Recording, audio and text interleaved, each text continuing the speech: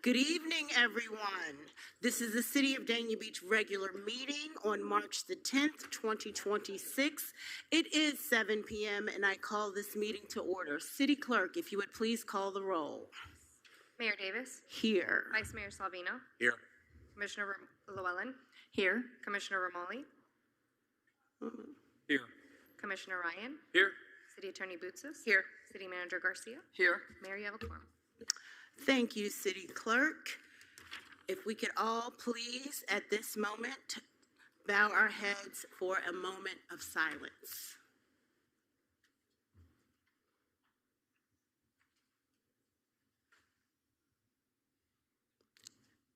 Thank you. Please stand for the Pledge of Allegiance. I pledge allegiance to the flag of the United States of America and to the republic for which it stands, one nation, under God, indivisible, with liberty and justice for all. Thank you, everyone. City Attorney, if you would please read our rules of decorum. Yes, Mayor. Individuals who wish to make any citizens' comments under that portion of the City Commission agenda, or who otherwise want to address the City Commission, must first be registered with the City Clerk. The forms are available outside of the City Commission chambers and must be given to the clerk before the meeting. Others who want to address the Commission on any matter must first be recognized by the Mayor. All such persons must use the podium in the Commission chamber. No more than one person at a time may address the Commission from the podium. Comments are only to be made to the City Commission and are not to be directed to the audience or City staff. No individual shall make any slanderous or unduly repetitive remarks or engage in any other form of behavior that disrupts or impedes the orderly conduct of the meeting as determined by the Mayor. The Mayor often allows applause during ceremonial or celebratory portions of the meeting, such as proclamations, presentations, awards, or public safety recognitions, as these are not actual action items and are intended to honor individuals or events. However, to safeguard an orderly meeting and to preclude intimidation of speakers on agenda items or designated public comments, the Mayor ordinarily precludes clapping, applauding, heckling, or verbal outbursts. Based upon the foregoing, no individual may speak directly to or address the Mayor, City Commission, or staff. Comments are only to be directed to the Commission as a whole. No clapping, applauding, heckling, or verbal outbursts in support of or opposition to a speaker or his or her remarks shall be permitted. No signs or placards shall be permitted in the Commission chambers. If any person's conduct, as determined by the Mayor, is found to be disruptive or interferes with the orderly conduct of the meeting, the person may be asked by the Mayor to leave the Commission chambers. If the person does not leave and the conduct persists, the City Police Department will be requested to escort the individual from the City Commission chambers. All cell phones are to be silenced during the meeting, and all persons exiting the Commission chambers shall do so quietly. Thank you. Thank you, City Attorney. Next, we have presentations and special event approvals. Item 3.1, the Honorable Congresswoman Debbie Wasserman Schultz with a check presentation. Congresswoman, would you like to say a few words first? Thank you. Thank you, Madam Mayor and members of the Commission. I am really thrilled to be able to join you tonight. Thank you for all that you do to help keep the residents of Dania Beach healthy and safe. It is my pleasure to help invest in the city's future. And first, I'm thrilled to be able to congratulate all of you on the opening of the revitalized C.W. Thomas Park that I was proud to be able to bring home $3 million in federal funding to help you achieve. Additionally, I'm very proud to present you with federal funds this evening to support critical infrastructure improvements to make your community stronger. And modernizing Lift Station 12 will do that by strengthening the reliability and capacity of the city's wastewater system. Infrastructure like this is rarely visible to most residents, but it's essential. Not the sexiest project that I ever brought home federal funding for, but because when everything works fine, no one should notice them or think a whole lot about it. But when things go wrong, boy, do we all hear about it. Wastewater systems are the backbone of a healthy, functioning community. They protect public health, safeguard our waterways, and allow local businesses and neighborhoods to thrive. But Dania Beach's Lift Station 12 has been plagued with electrical issues, and it goes offline during storm events. Part of that is age. Constructed in 1986, it's one of the older lift stations around, and one built back when we watched movies on VCRs and listened to music on a Walkman. The bottom line is it needs to be replaced. So this funding will help rebuild the station, which 5 boatyards rely on for their work that keeps hundreds of Floridians employed. This new lift station will also improve wastewater flow and reduce the risk of backups or system failures. It will also ensure the infrastructure can handle current demands while preparing for future growth. And that growth matters, especially in a city like Dania Beach. The marine and yachting industry is an important part of South Florida's economy. As the yachting capital of the world, that is something that we all take as a tremendous source of pride, employing skilled workers and supporting small businesses. And as this is an investment of a mechanical nature, these improvements really help protect our waterways. Clean water is essential for residents, visitors, and businesses. Investing in wastewater infrastructure helps prevent contamination, preserves marine ecosystems, and keeps our canals and coastal waters healthy. The improvements that will be made with these funds are a stellar example about what can happen when local government and your federal elected representative come together to help make the quality of life better for the people in our community. The city identified a need, and working together, we were able to secure federal support to make it happen. So thank you to the elected officials, city staff, and to everyone who worked to move this project forward. We appreciate your leadership and your commitment to this community. Please join me in accepting this $1 million.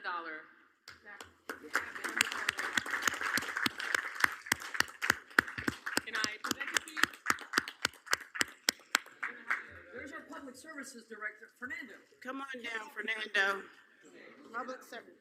Lift Station 12 is important.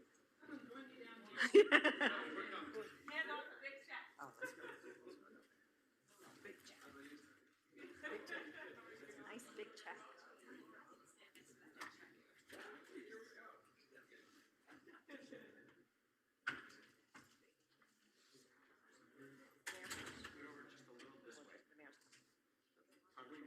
Yep, just scoot over a little this way.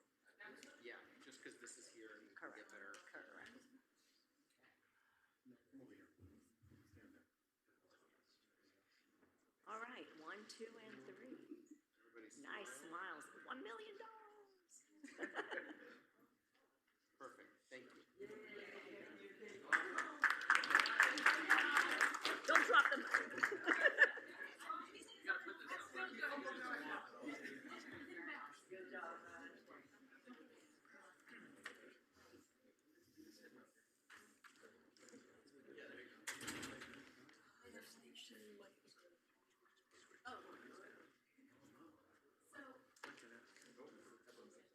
Okay.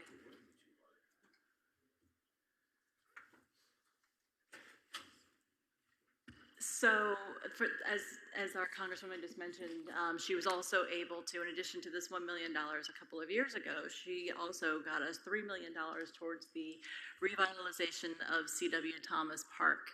And unfortunately, she wasn't unable to be there with us during the ribbon cutting, but I wanted to make sure that we got a chance to present her with this keepsake. This came from the floor of the gym. And, and I wanted to make sure that you did get it. So that, Thank you so much. Absolutely. It was Anyway, my honor, thank you. really. And thank you for continuing to help the city of Dania Beach and bring us more funding. Always. So My appreciate pleasure. it. Thank you. So much. Thank you. All right, $4 million from the city of Dania Beach from Congresswoman Debbie Wasserman Schultz. We greatly thank you for your contribution and your support to the city of Dania Beach. That's huge, huge.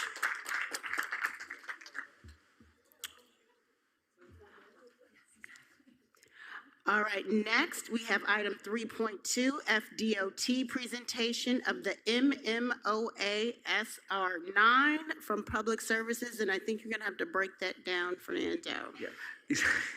It's a memorandum of maintenance agreement, MMOA, memorandum of maintenance agreement. I do have a funny request. Can we move it down to the third, because one of the parties that's going to present from FDOT is not here yet. Okay. And then I will introduce them when they. Well, I'm happy to move on to another exciting topic. We'll bring it back. Just give me a little heads up and we'll bring it back when it's time. So I have item 3.3, which is the request for proclamation approvals for Women's History Month 2020-26.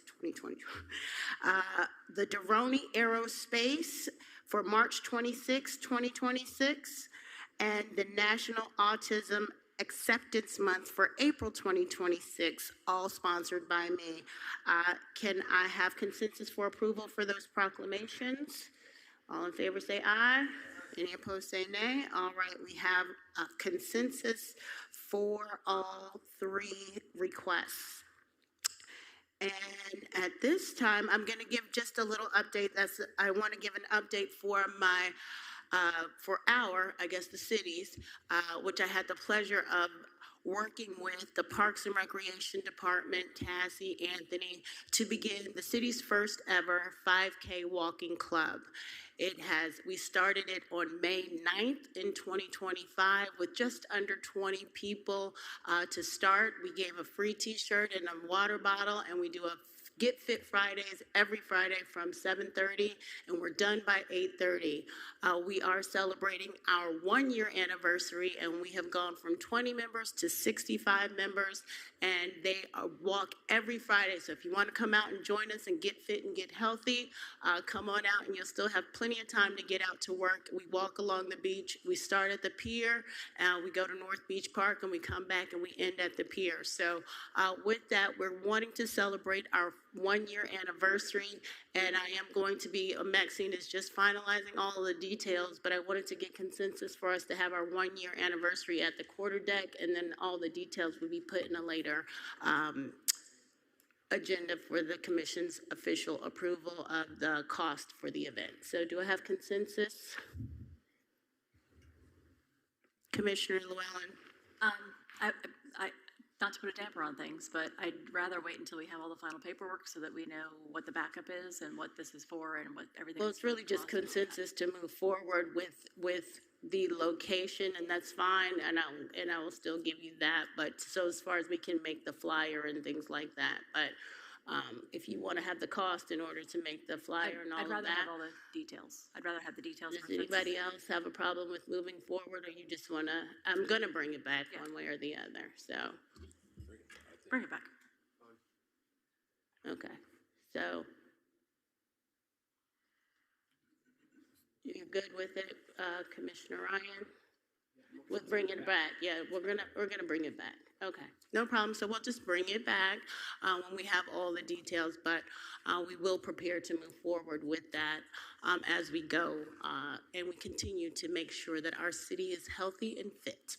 Thank you for that, and then we'll move on to item 4, which is an approval. We'll move on to item 5, which is the special event application for the Run Club for the launch of Lululemon's Run Club launch 2026.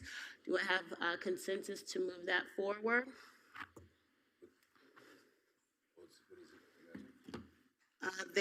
It's in the backup, all the information. I don't know if you saw the backup, but basically I believe that they just want to have, they're starting a run club in Dania Point, and they have already done a special event application, and they just want to have a one-time event application for their subsequent upcoming events. And so they're just seeking approval from the commission to be able to have a multiple events that will involve all the Dania Beach community and the Dania Point community. So do we have a consensus to move that forward? Okay. Question, Vice Mayor? Okay, so this is in Dania Point? Yes. So it's on their property, so they're going to be running through Dania Point? Yes, How does Dania Point feel about that? they already have all the approvals from everybody. Okay, I just And wanna- they have approvals from our Parks and Recreation, Okay. and they've gone through the special event application process. They're just asking for a one-time event approval fee for that. Okay, one time, will pay a fee for that though, right? For the Yes, a event? Okay. one-time fee. Okay. Okay, do I have consensus? Thank you, Commission. We have consensus for that, and we can move forward. All right, so next we have proclamations, item 4.1. It is, I see all these beautiful ladies in here, Women's History Month 2026. Give it a round of applause for all the wonderful women that we have here today. It is a special month to recognize so many people that do so much work, whether you're a mother, whether you're a government official, an administrator, a commissioner. You own your own business. Women make the world go round. And so we are so excited to be able to celebrate all women and all diversity in all different areas.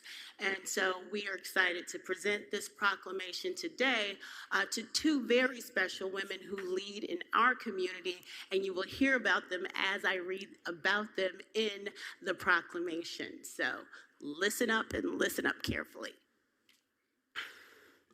Each year, Women's History Month provides an important opportunity to recognize and celebrate the extraordinary contributions of women who have helped shape our nation, our communities, and shared future. And whereas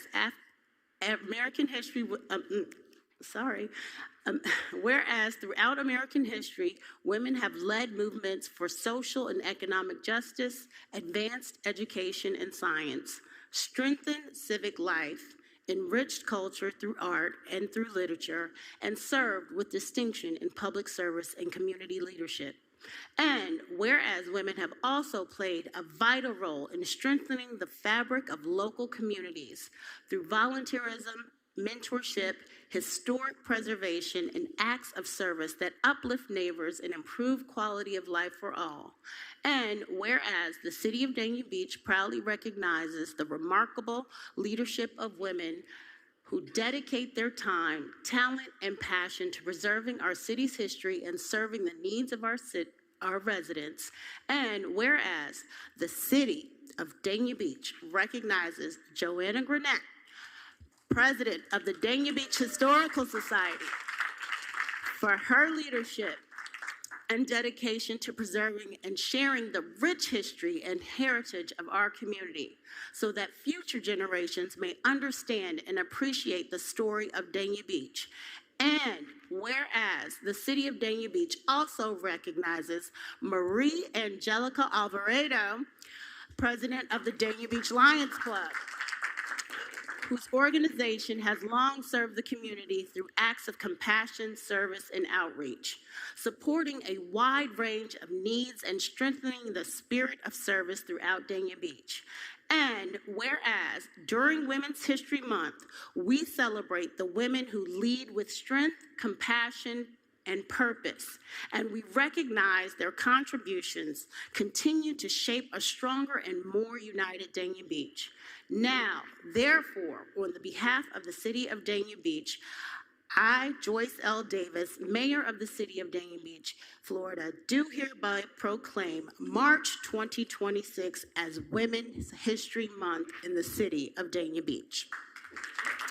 Come on, I have proclamations for both Joanna and Marie Angelica.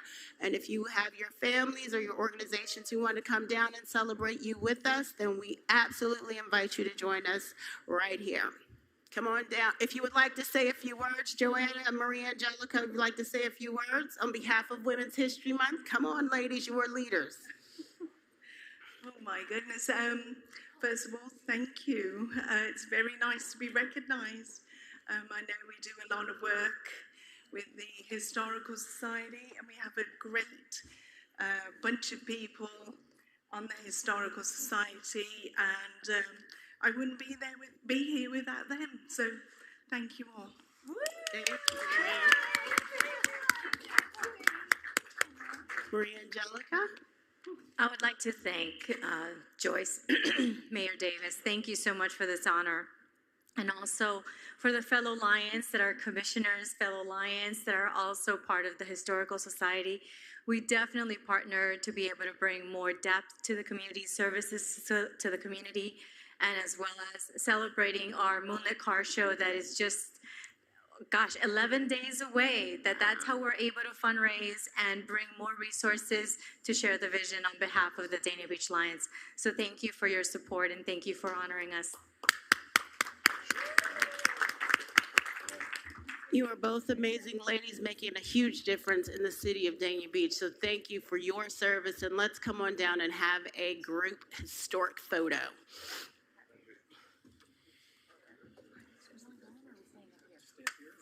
I think, well, let's see how many people. There's a lot. Is it a lot? Yeah, there's a lot. Maria and Charlotte?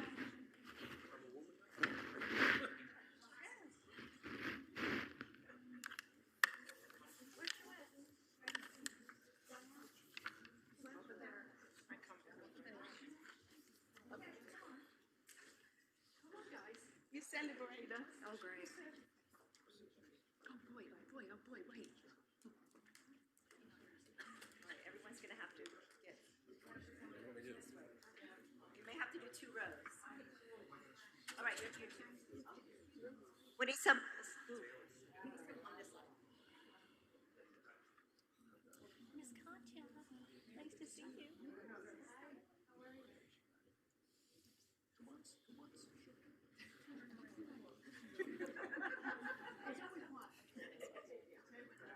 One, 2, and 3. Congratulations.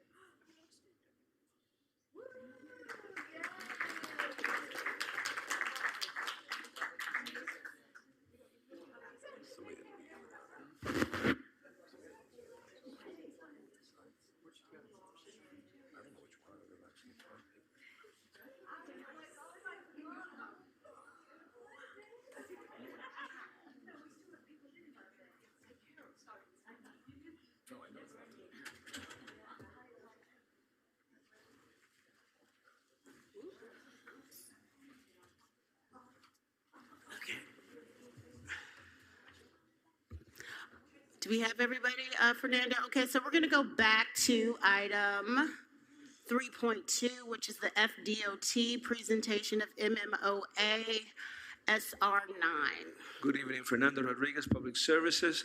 This presentation will be conducted by 2 FDOT representatives. It's got to do with item 8.7 on the consent agenda, is to show all of us what the landscape plan looks like for that particular agreement.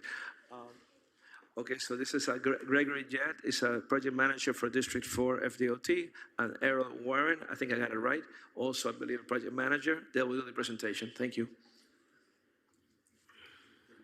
Okay, so good afternoon, Dania Beach Commission. My name is Greg Jett. I'm a design project manager at FDOT. I'm here with our landscape architect, Aaron Wilbur, and we're here to present to you today our I-95 landscaping project and our pending maintenance agreement with the city of Dania Beach. Oh, thanks. So just going into the project location, this project is located on I-95 and extends from Hollywood Boulevard to Davie Boulevard. It's predominantly within I-95 right-of-way and has a total project length of 7.84 miles. And the limits of interest for the city of Dania Beach include the northern half of the Sterling Road interchange and the entirety of the Griffin Road interchange. Okay, and this next slide just shows the maintenance locations on a map view. Okay, and going into some project overview here. This project follows the I-95 Express Lanes Phase 3C roadway project. And this standalone landscape project was funded to provide landscaping restoration within the interchanges and buffering along the I-95 corridor. And the primary focus of the landscaping within the interchanges is to restore removed and relocated landscaping from the Express Lane project. The landscape and irrigation installation within the arterial medians and the elevated landscaping within the interchanges is dependent on the execution of the MMOA or Maintenance Memorandum of Agreement with the City of Dania Beach. And the landscaping design concepts are covered in the next slides. I'm going to pass it on to Aaron to go over those. Perfect. Thanks, Greg. Good evening. So as Greg mentioned, this is the standalone landscape project following the Express Lanes 3C project. Part of that project, we actually went into a lot of the interchanges starting at Hollywood all the way up to Davie, removed and relocated a lot of the existing vegetation. Most of your interchanges got a lot smaller. The expansions of the turn lanes and the travel lanes impacted a lot of that plantable space. So the intent of this project is to go in and restore some of that lost vegetation along those ramps. We're trying to put as much back into both sides of the ramps. The plantable space is much smaller. You can see here, I've got basically the landscape sheets that we prepared for DOT. This is Sterling. The Dania Beach limits are the north side of Sterling, both sides of the ramps. Hollywood maintains the medians and everything south of there. You can see the symbols and the plant tags on the ramps. I'll get into what the material actually is. I've got all the species up there for you. Here's the other side, again, just addressing some of that remaining green space between the 95 main line and the ramp. And just minimal material going north of there. So it's predominantly palm species. We do have some flight path up at Griffin Road that we had to pay attention, so shorter species. We're also trying to buffer those MSC walls and sound walls, so bring a little bit of vegetation and softness to those ramps. Some of that hatched material is the shrub material. The circles are all basically palms or trees. Moving up to Griffin, the south side, again, a lot of restoration. Same thing at Sterling, planting on both sides of the ramps on the northbound and southbound side. And then the biggest area that we're addressing is the retention parcel on the northwest corner of Griffin and 95. It has actually a lot of material in it right now. That was one of our primary relocation locations during the Express Lane project. What we're doing is including a little bit more material around that pond. Right now it cuts off directly where the flight path is. Actually, I don't have a picture of that. So basically where the symbols are, that is where the flight path for the airport comes across. We stopped that because of the coordination with the airport. Express Lanes didn't want to deal with it. So we are finishing off that so it doesn't look like a hard divide and an empty northern piece of that parcel. And that's basically it. It's very minimal material, low maintenance. It's DOT's standard palette, but providing a little bit more aesthetic and beautification to your gateways to your city. Again, you probably can't read it, but I did provide our plant list with all of the plant specs on there. Happy to provide plans. It should also be included in your MMOA packet, all of the different material, species, specifications. Here's an image of all of the different species. So again, mixed throughout the interchanges, pond apples, gumbo limbos, kapok, cocoa plum, leather fern, some sycamores, live oaks, and silk floss. So a good mix of native, good, tough Florida natives with some flowering interest. The shrubs, the cocoa plums specifically are within the interchanges. The leather ferns are around the pond. That is a water-loving species. A few more accent palms, again, mentioning the flight path and the airport constrictions. European fan palm, spindle palms, those are two species that really hit a max height of between 8 and 15 feet, so we can plant them freely in those restricted zones. Solitaire palms is one of the skinniest palms out there. We use that as a frangible material. So again, whenever the ramps narrow down, we're dealing with a lot of the safety criteria, the clear zone offsets, lateral offsets, things like that. So that's actually one that we can plant in those restricted areas. Saw palmetto is just a buffer material, great tough shrub, does really well on DOT property and right of way. And then a couple more accent palms. Mentioning we are following the express lanes. There was an executed MMOA with that project. Basically, our MMOA mirrors exactly that. There are very few areas that we expand into. What I have is both the express lane MMOA followed by our proposed maintenance agreement. The areas covered in the express lane at Sheridan were the 2 infield areas on the north side of that interchange. You can see it on both sides. It did also include the larger drainage parcel on that northeast corner. And again, here's our proposed area, mirroring exactly what we had there. And the only addition is the small sliver of space on the northwest side of the ramp. So very minimal addition to that MMOA.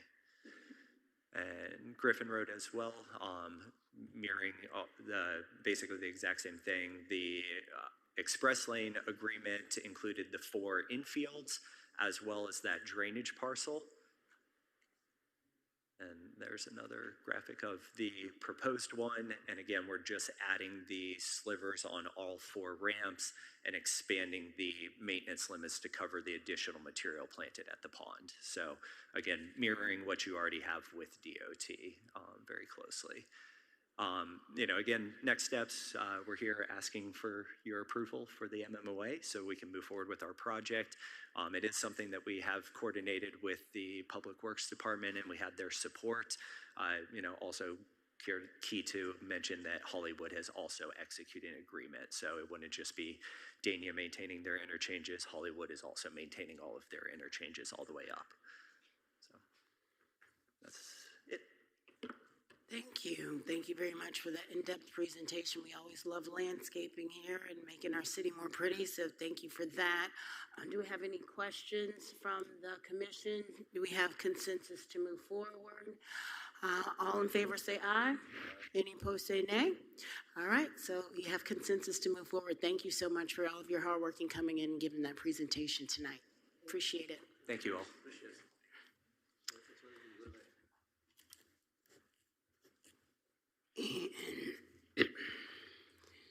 So now we are on to our very own administrative reports. Madam City Manager. Thank you, Madam Mayor. Good evening, Vice Mayor, Commissioners, city team that's here, the residents and visitors that are here today, and the ones that are watching on TV. I just want to reiterate that everything that we do here in the city and how we do it is tethered to the adopted strategic master plan and to the components of RISE, which is our culture, which is respect, integrity, and a standard of excellence. So every time we have a commission meeting, every time we get feedback from you, every time we go back one-on-ones with our elected officials, we look at what we do and we work to perfect it. This past Thursday, February the 26th, our senior leadership team gathered for about 2.5, 3 hours, which we do every year. And basically, we use this opportunity for ongoing education and to continue to perfect what we do and how we deliver services to all of you. I have some really good news to report, which is very well aligned with some of the proclamations that the mayor gave out today.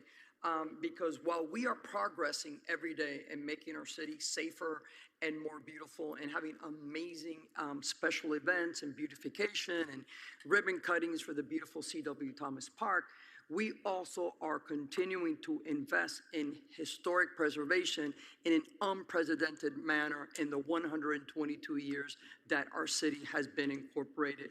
So it just gives me great joy, and this was something that our Public Works Director just shared with me today, and it was an inquiry that came to me via Commissioner Llewellyn. Have some good news on the Women's Club. The Historic Women's Club will finally be starting construction next month. The delays that we had actually came from Broward County because we're dealing with environmental construction and historical preservation. So because of that, we have to basically jump through a lot of hoops, but we're ready to go. And we will be cutting the ribbon and celebrating another great facility renovation in our city by the end of the calendar year. So we're very excited about that. On the evening of February 26th, via the special invitation of our superintendent of schools, I, along with another 11 members of Broward County leadership, participated in a visioning session. We are dealing with some challenges, not just at the municipal level, with what we see moving forward from Tallahassee, where we will see most likely a reduction in revenues coming from ad valorem. Our Broward County partners in the school board are having some challenges too. The latest is that they're probably looking to lay off about 3,000 employees within the next 3 years. And we've learned about these type of things that, school boards and cities have to face. What we like to do is look at things from a very proactive manner. So as we already have started our budget discussions, we are looking and tapping into every resources here and every idea, not only to generate revenues, but to find ways to save money, seek any grant, not leave any stone unturned in regards to grants, which we've been very successful with. Some of the follow-ups regarding discussions and concerns from the February meeting have led to our team doing more research, and I want to thank Commissioner Rimoli, who brought some good points at the last commission meeting as we move forward with the possibilities that are out there for grants and new construction money to fund our next big project, which would be at PJ Milling.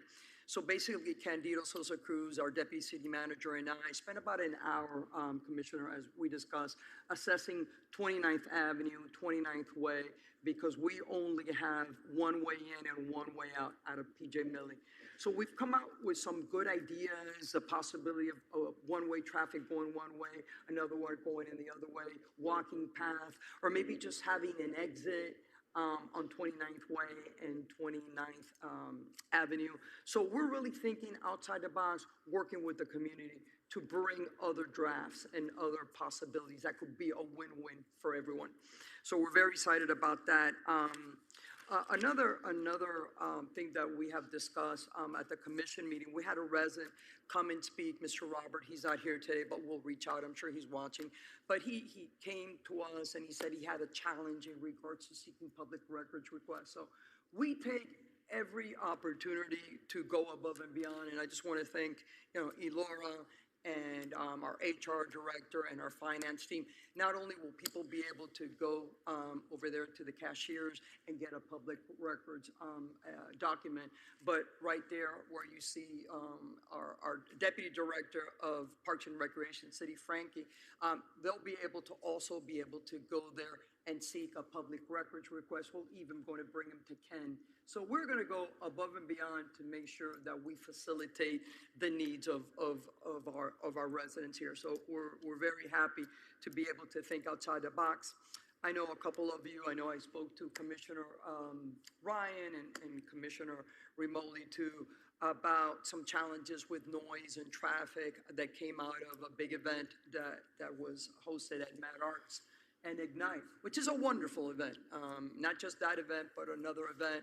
And as we progress and have more events and we become more of a destination, there are going to be some challenges in regards to traffic and noise. So we're working very closely with the management over there at Mad Arts. What we've been doing in the past with Ignite under the leadership of our deputy city manager, we were able to partner with them and have a shuttle. But that shuttle last year was run by Broward County. We want to bring that program back to us running it, because when it was running with the city taking the lead, it really went impeccable. So we want to go back to the city managing that. We also want to see there's some opportunities for valet parking, but progress sometimes, we pay the price. We've spoken to some of our residents in regards to some of the dust that's coming from some of the construction on the Southeast Drainage Project, but this is the largest investment in storm drainage in excess of $35 million. So we apologize for the dust, the construction, sometimes the noise that you hear from a special event, but always remember, the non-emergency number for police is very important because quality of life also is part of adopted strategic master plan. So just balancing everything is what we always want to continue to do. I want to take the time also to thank our state representative, Hillary Cassell, for the leadership and support she has given us up in Tallahassee. She was able to fully fund both our projects in the House of Representatives, but only one of them went through the Senate. So we're very grateful to Senator Pizzo as well. It's going to be a tight budget year in Tallahassee, but to still be in play for $500,000 grant in Tallahassee, and I got to thank all these people that have always supported me going up to Tallahassee. So we're in a good predicament. We're waiting to see what happens in Tallahassee. Most likely there's going to be a special session next month in April, and we won't really know where we're going to be until towards the end of April, the beginning of May. But it's good to know that we have our 34th Court Stormwater Project improvements still in play. We have procured and received and installed our Veterans Park sign, another beautiful park in addition to our Arts Park, and we are waiting to see when we can unveil it. I will have Maxine work with your schedules. It's a beautiful sign, and the more parks we have, the more we are better positioned, whether it's getting funds from the federal government or the county or the state. So we will be working with your schedules to unveil it and celebrate another new park in our city. And that concludes my report. It's really an honor for me to lead this team. And as a matter of fact, in 2 days, it's going to be my seven-year anniversary. Can you believe it? 7 years. Thank you so much. That concludes my report. Thank you, City Manager. Item 4.2, City Attorney. Thank you, Madam Mayor. I'm seeking advice regarding settlement negotiations or strategy sessions related to litigation expenditures.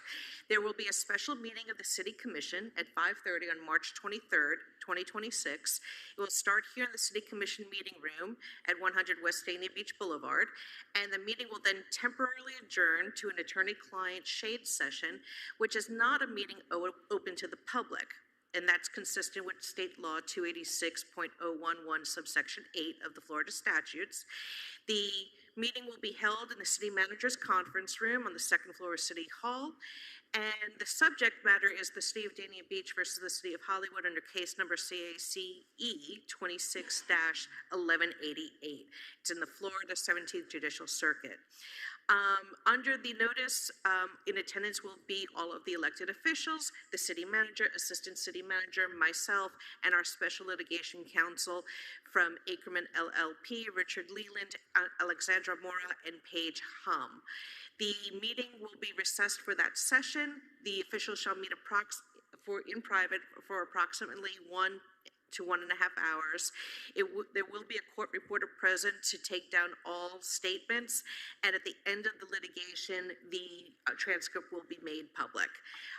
No portion of the session shall be off the record, and the court reporter's notes shall be fully transcribed and filed with the city clerk within a reasonable time after the meeting.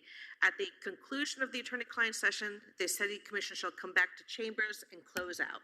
I formally needed to put you on notice of that and the community on notice of that. So we will hold that meeting on the 23rd. Thank you so much. Thank you, City Attorney. Item 4.3, City Clerk. Thank you, Mayor. Your next meeting is scheduled for March 24th at 7 p.m. And then following that, your April meeting is on the 14th at 6 p.m. for CRA and 7 p.m. for your City Commission meeting. That's all, Mayor. Thank you, City Clerk. And next we have our public safety reports by our very own Captain Jason Tarala. Give it up for our Captain. We love our Captain. Good evening, Mayor, Vice Mayor, Commissioners, City Attorney, City Manager, City Clerk. So I'll start off, we continue the proactivity. Myself and the City Manager, we know parks is one of the #1 areas we focus on the city, keeping that safe. So we're still doing our proactivity over at Chesterbird Park. This past week, our CST team was over at Chesterbird Park area doing surveillance at several locations when they got a tip that there was a subject that had 2 active warrants out for his arrest. They ended up locating that individual, and he walked over to Chesterbird Park, and he actually sat down inside the children's playground area We went over and placed him into custody for the warrants, and also on his possession, we found baggies of MDMA that he was attempting to sell. So again, that is our proactivity that we promise the community will always be over there doing the best we can to clean up Chesterfield Park. And every time I come to this commission meeting, I always focus on an arrest we make over there, in case there's any questions what we're doing over there. Last week, Deputy Rika and Deputy Morjan, they had an individual who had warrants out for his arrest for 2 counts of written threats to kill, 1 count of burglary occupied dwelling, 1 count of criminal mischief, over $2,000, and also 2 counts of battery. They were looking for this individual for the past 2 weeks, and Deputy Rika and Morjan got a tip that he was over at the 200 block of Sheridan Street. They went over there and they were able to find him hiding in an area, and they're able to safely place him into custody without incident, and he is back inside the Broward County Main Jail as we speak. And also, as you know, last commission meeting, I introduced our new CST sergeant. They hit the ground running, and just last week, they were working up and down the federal highway corridor on some of the known areas that we know are known for narcotics, and they ended up getting an individual. They stopped loitering in front of one of the hotels, and they ended up getting him in custody for possession of fentanyl, as well as possession of drug paraphernalia. And after they arrested him, they went down to the Deluxe Inn, and they made contact with another individual after a traffic stop and searched into an arrest on that vehicle. They ended up inside the vehicle finding 1 gram of NDMA and 2 grams of oxycodone on that individual, and he was also placed in custody. So again, our CST team is out there. We're hitting these areas that we know we need to clean up, and they're being very, very, very proactive. Lastly, our spring break ops for the beach is in effect. So starting this weekend, I'll have 2 deputies assigned to the beach, Saturdays and Sunday, all day, throughout the entire spring break season.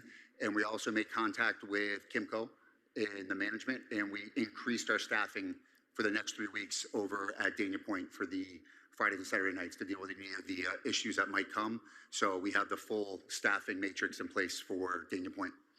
And lastly, I'd like to introduce our new patrol lieutenant to Dania Beach. He is taking Lieutenant Robertson, who, as you all know, went to Dania Beach as the executive officer. So at this time, I'd like to introduce Lieutenant O'Malley, who will be coming as our Alpha Shift patrol lieutenant. Lieutenant O'Malley, thank you. Lieutenant O'Malley started his BSO career in 2015 after working for the Hollywood Police Department. He attended the University of Central Florida, where he received his bachelor's degree in criminal justice. He began his career at the Broward Sheriff's Office working in the West Park District as a road patrol deputy before later becoming a property crimes detective. He then joined the Criminal Investigations Division, where he spent time as a detective in both violent crimes as well as the Special Victims Unit. Upon being promoted to sergeant, he returned to the West Park District, where he oversaw road patrol. He was then promoted to lieutenant, where he was the position of the patrol lieutenant in the city of Pompano Beach before his transfer here to Dania Beach. And at this point, I would like to let Lieutenant O'Malley personally introduce himself to everyone here. Welcome. Good evening. Thank you for welcoming me.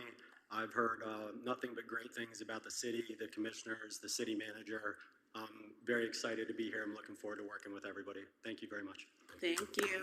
Welcome. You know, just the last thing before I get out of here, I want to let you know that we have our full director patrol in place for all of our religious institutions throughout the city. Obviously, everyone knows what's going on over in the Middle East.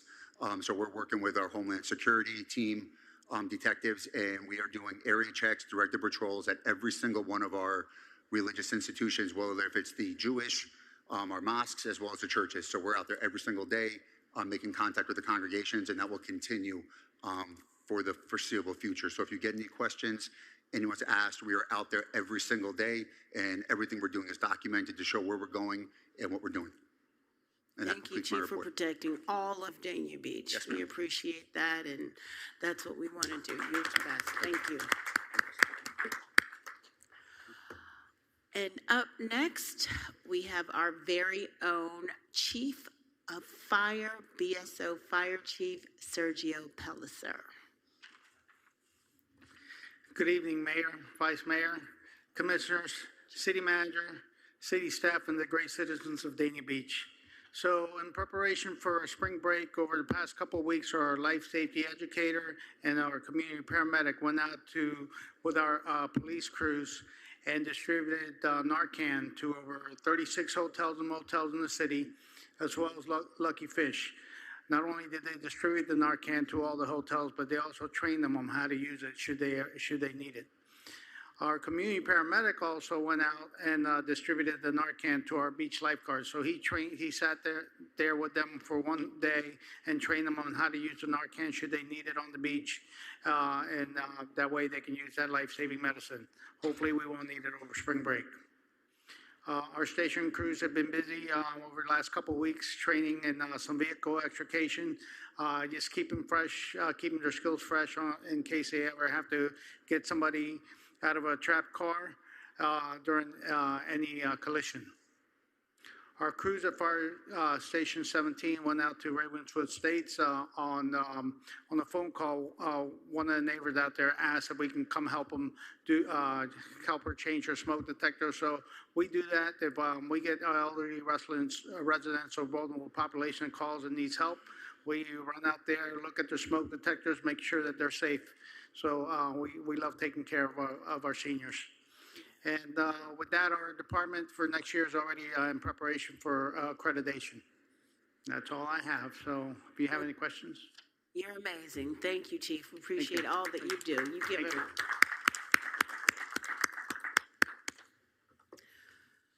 All right. And following that, we have item 7. We are going to begin with our citizens' comments. You will be held to 3 minutes. And as I call you, if you would please come and state your name and address for the record, please. First up, we have Celia Ford. Fiat. Okay. I couldn't.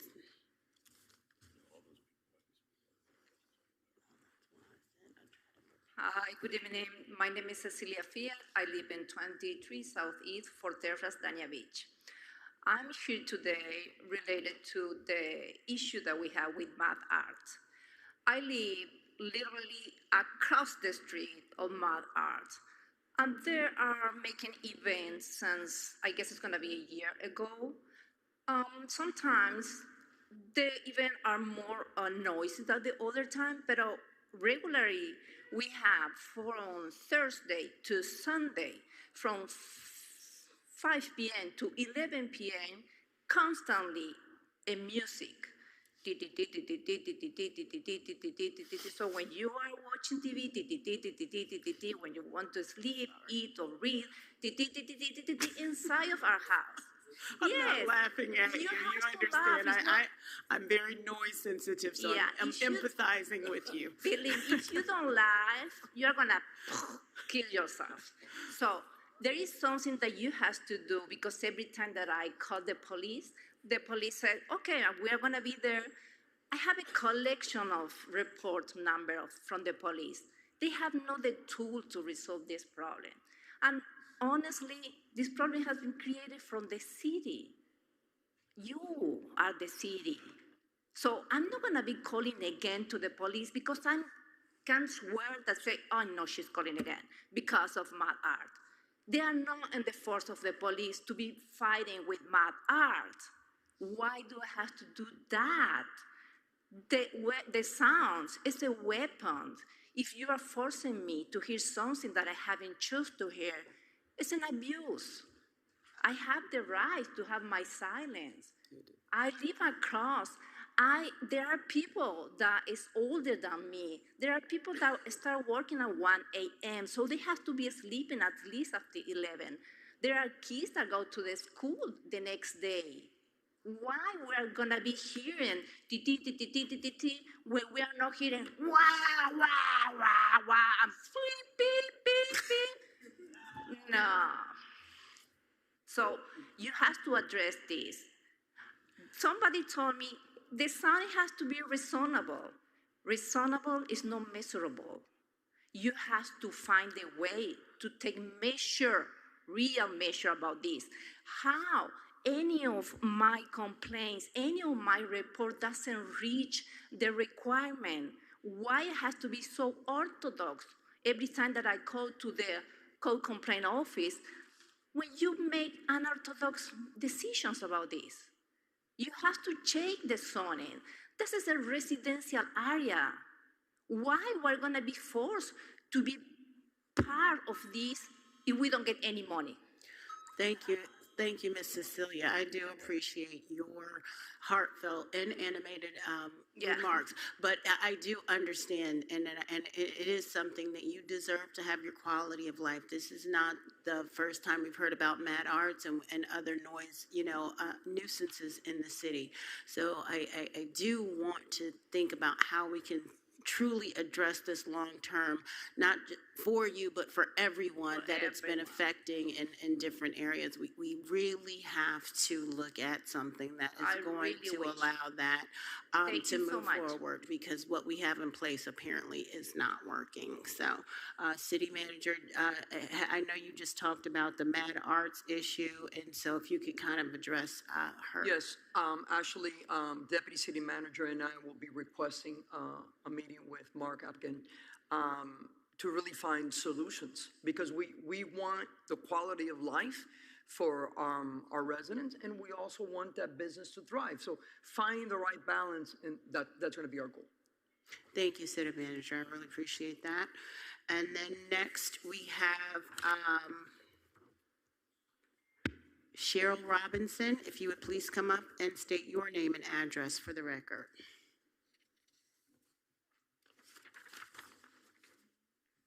Good afternoon, everybody. Cheryl Robinson, Dania Beach, all the way around, Liberia, Hollywood, West Park, Broward County. I love them all. I'm here to propose a reform to our youth sports coaching policies that allow individuals with felony convictions to coach. With one firm exception, anyone with child-related criminal offenses will permanently, we don't want none of the rapists and stuff around the kids, guys. This reform strengthens our program by expanding our volunteers pool with keeping our kids safe. Definitely is our top priority, but we also have people with many past convictions that have rebuilt their lives and want to give back. Not all felons pose a risk to children, and this policy would give those individuals a fair chance to serve as a positive role model. Under these new policies, all applicants will still go you got the level 2 background check, things like that, but also, get reviewed by the coaching's elevator, to make everything that's pretty much in place that's already. But I know you got a lot of people that come always throwing stuff to y'all, or got a suggestion, always, guys be busy, So you know what I did? I set up a little refund. I would like to pass it out to some of you guys when you get a chance to look at it, because, I have some things to suggest that we can probably make it happen. I feel like myself being a felon, and look at me, guys, I'm at a podium trying to be great in a suit. I feel like as long as you're trying to be better, you shouldn't be judged for what you have done in your past time, especially with criminal activities, because they lock you up. You have to pay bonds, commissary, lawyer fees, be away from your family. I'm pretty sure a lot of us have learned our lesson, and the ones that didn't, they'll keep just going through that. But I know a lot of them young men that's out there that I grew up with, that I know personally, have really changed and really want to be great to the community.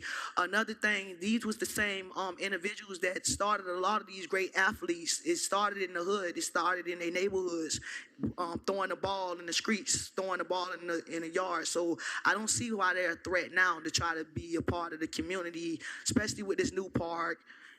I just feel like we should give these guys an opportunity to be great, and I'm here to stand for it. I also want to make sure that we all have a little piece of the pie of the city, of the new park, because when the park was raggedy, nobody really cared about it. Now it's looking good. Everybody's popping out. And a lot of that fun, well, all of the funding is pretty much from the community and made for the community and the residents, for we can have a beautiful park and be able to enjoy it. Yes, a lot of us, we was crashing out wild and stuff, violent, whatever, but a lot of us, we ready to be young adults and stand for our community and be a part of it. Thank you guys so much. Thank you, Ms. Robinson. I do appreciate your heartfelt. If I can give this to the commission, give it please. to the city clerk, and she'll pass it around. I really appreciate you guys to look over it or whatever. I really appreciate that. Thank you guys for the opportunity. Thank you. And I will let you know that what you're requesting, and we have discussed this, and a lot of this has to come from the state policy. This isn't our city policy that doesn't allow for this. City Attorney, can you just kind of reiterate, because it was a different group that was here the last time, so I want you to understand what what we have to follow as a city commission regarding our policies that have to be in alignment with the state. So there have been changes as of 2 years ago, and implementing has, through effective in May, actually. The state will no longer, when we do background checks, even show us what the violations are. It's just whether you can participate or you can't. And we don't have any other information, and we don't have any choice. So the state has dictated what all of the coaches can be and who can be involved with children in our parks.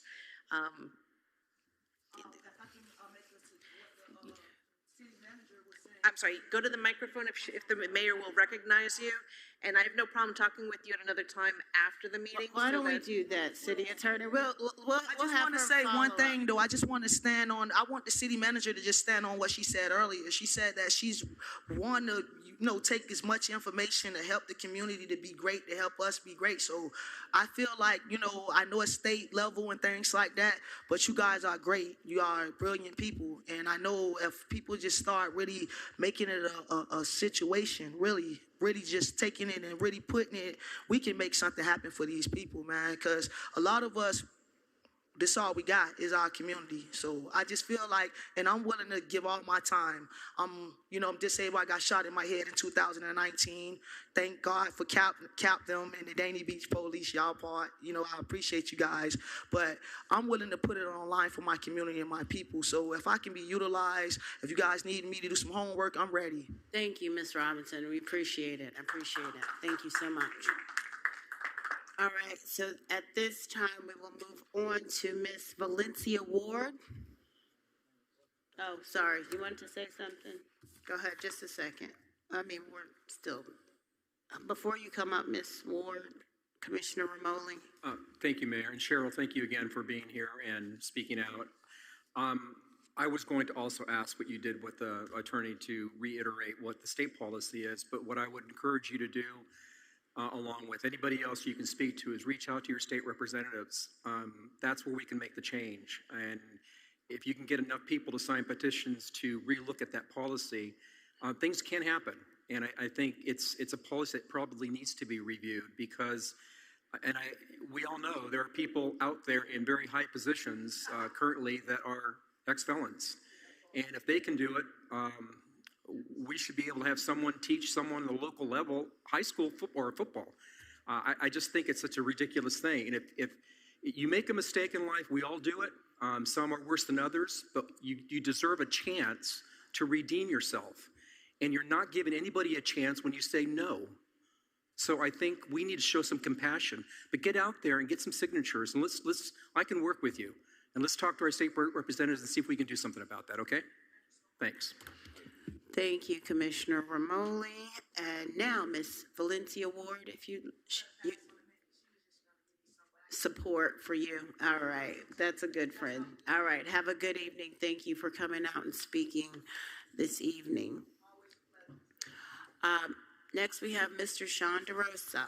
Please come up and state your name and address for the record, please.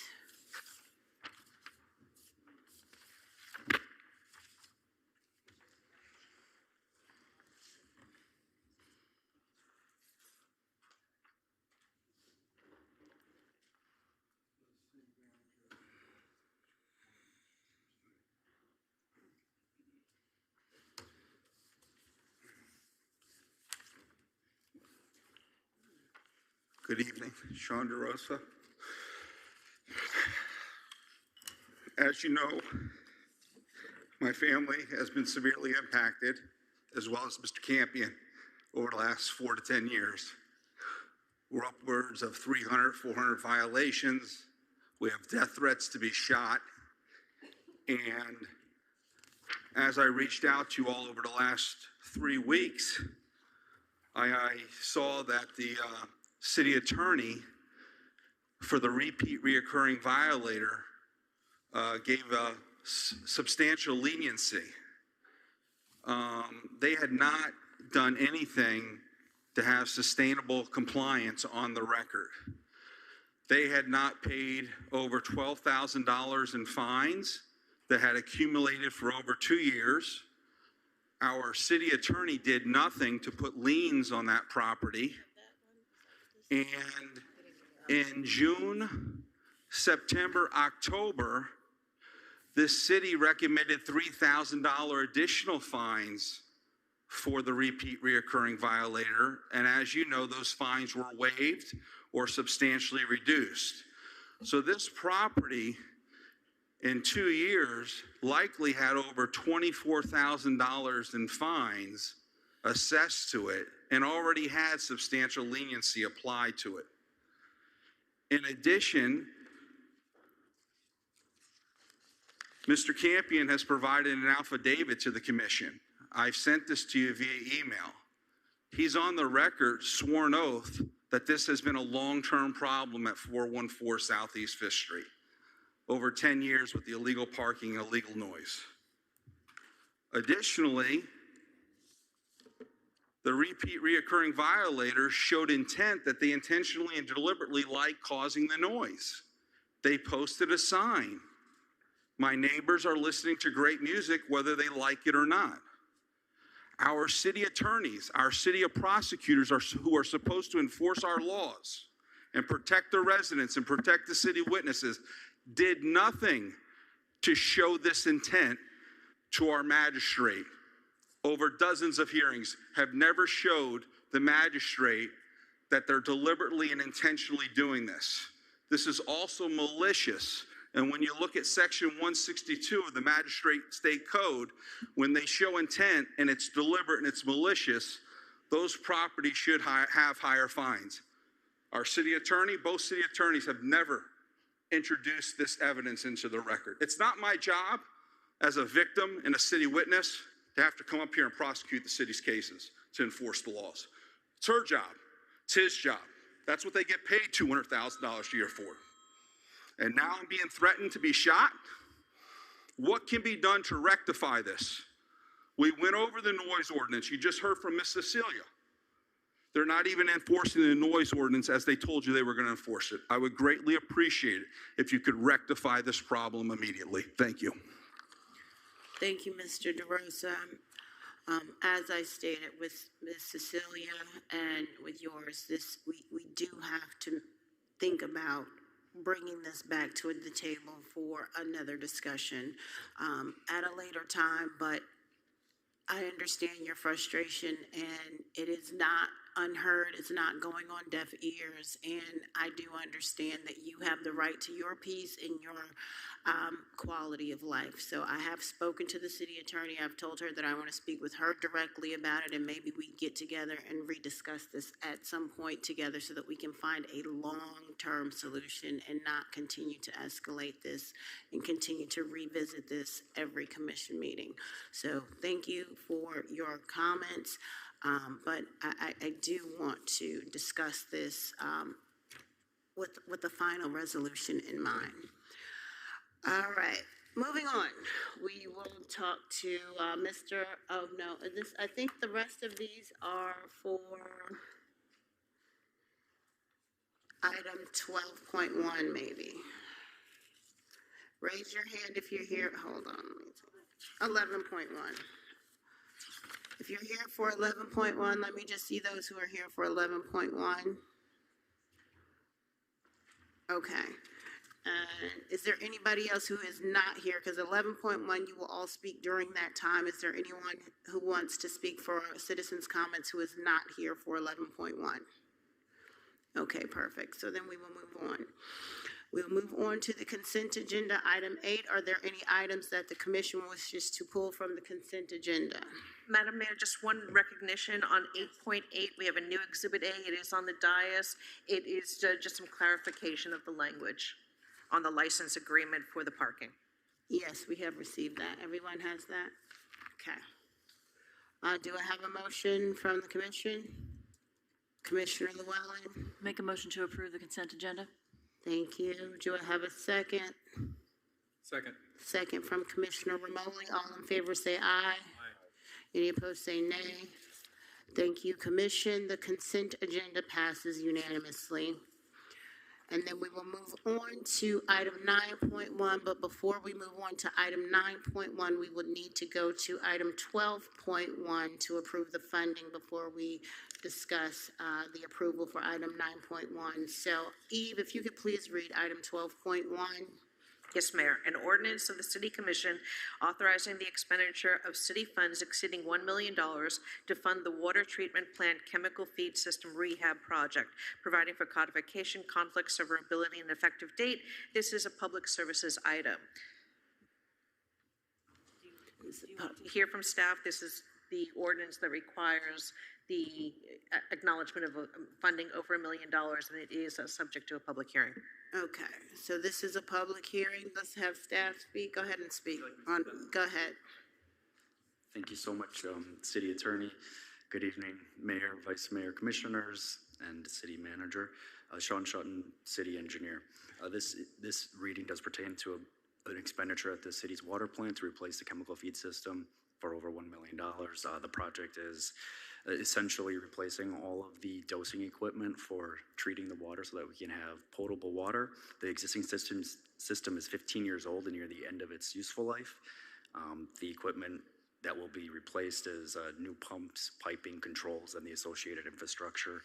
And this will improve the system reliability and reduce maintenance issues associated with the aging equipment, support a long-term operation at the city's water treatment facility. And that's this item. Thank you. Thank you. This is a public hearing. Is there anyone to speak for or against this item? All right, do we have any discussion or motion from the commission? Commissioner Ryan? Yes, thank you, Mayor. I'd like to make a motion to approve item 9.1. 12.1. I mean 12.1. Thank you, Commissioner Ryan. Do I have a second? Second. Second from Commissioner Llewellyn. All in favor say aye. Any opposed say nay. All right, thank you, Commission. Item 12.1 passes unanimously, and then we will move back to item 9.1. Eve, if you would please read item 9.1. A resolution of the City Commission authorizing the award of ITB 25-27 Chemical Feed Rehab Project to Razorback LLC in an amount not to exceed $1,979,307, which includes a $75,000 contingency providing for conflicts and an effective date. This is the public services item funded by the item 12.1 we already heard. So we don't need to, even though I love your presentation, Sean, we don't need to hear another one. And then, all right, so this is a public hearing. Does anyone else wish to speak for or against this item? Seeing none, do I have a discussion or motion from the commission? Commissioner Llewellyn? Make a motion to approve 9.1. All right, thank you, Commissioner. Do I have a second? Second. Second from Commissioner Romoli. All in favor say aye. Okay, item 9.1 passes unanimously. Thank you, Commission. We are on to item 9.2. Eve, if you would please read item 9.2. Absolutely. This is not subject to a public hearing. It's a resolution authorizing the award of ITB 2531 entitled Bus Shelter Maintenance, and authorize the proper city officials to execute an agreement with Clean Space, Inc., providing for conflicts and effective date, public services. Thank you, Eve. This is not a public hearing, so do I have any discussion or a motion from the commission? Commissioner Romoli? Motion to approve 9.2. Thank you, Commissioner Romoli. Commissioner Llewellyn? Second. Have a second for 9.2. All in favor say aye. Any opposed say nay. All right, item 9.2 passes unanimously. Thank you, Commission. And then we will move on to item 10, which is quasi-judicial and public hearing items. We have none. And then we have item 11, the first reading ordinance, item 11.1. Eve, if you could please read 11.1.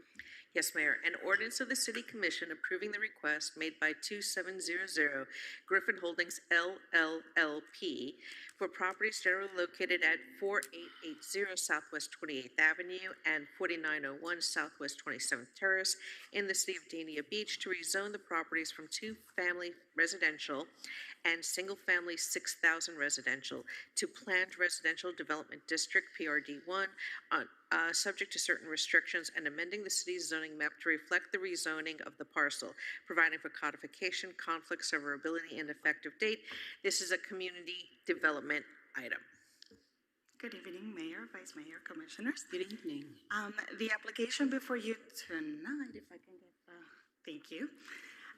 It's for RC 034-24, and as mentioned, it's for two properties. The first one located at 4880 Southwest 28th Avenue. It's a two-family residential district, and it's a 0.26 net acres. It's a vacant lot.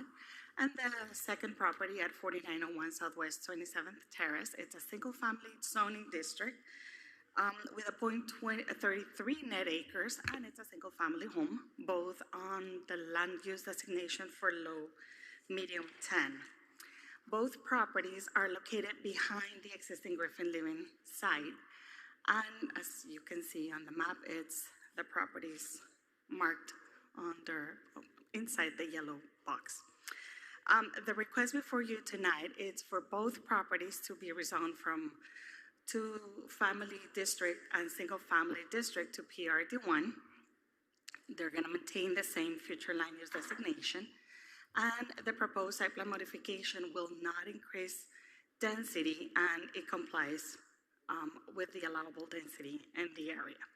The applicant provided all the criteria for justification for the rezoning, and it's included in the packets as well. Some background on the property. So the applicant intends to unify the properties in the back to the existing Griffin Living project to make them as an amenities for the existing residential. And a separate application is being reviewed and will be coming anytime soon for your review and approval as well. The project the properties have existing violations, two outstanding violations that will be rectified if the rezoning is approved. First reading tonight and second reading at the next meeting. This site plan modification is just the concept of what's coming forward.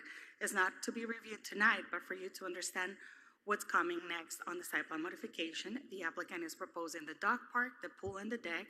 They're gonna retrofit the existing building to make it a pool house and the courtyard. And again, this is gonna be reviewed at the site plan level. This is not for approval tonight, just the rezoning. So these are some views of the the vacant lot from 28th Avenue. And these are also some images from the existing conditions on the 27th Terrace, the second property to the east. The project, this application supports the future land use objectives as well as the housing and neighborhood elements. And the applicant provided community meeting outreach on January 12, 2026 at the PJ Milley Community Center, where some residents were present, 14 residents, and as well as representatives attended expressing concerns and regarding parking, speeding, trash, flooding, and more, which is also included in your packet. And the city also received calls from residents concerned about the same issues. On previous actions, this application was heard at the planning and zoning level. Actually, it was scheduled for January 21st, and then it was continued for February 18th, where the Planning and Zoning Board voted not to recommend denial of this application 4-1. This application as well was scheduled for February 24th at the City Commission level, and it was voted to be continued for tonight. And the recommendation tonight is staff has reviewed the application and considers the justification is consistent with the standards for the comprehensive plan, and we recommend approval. And the applicant is here as well to make his presentation and to answer any questions.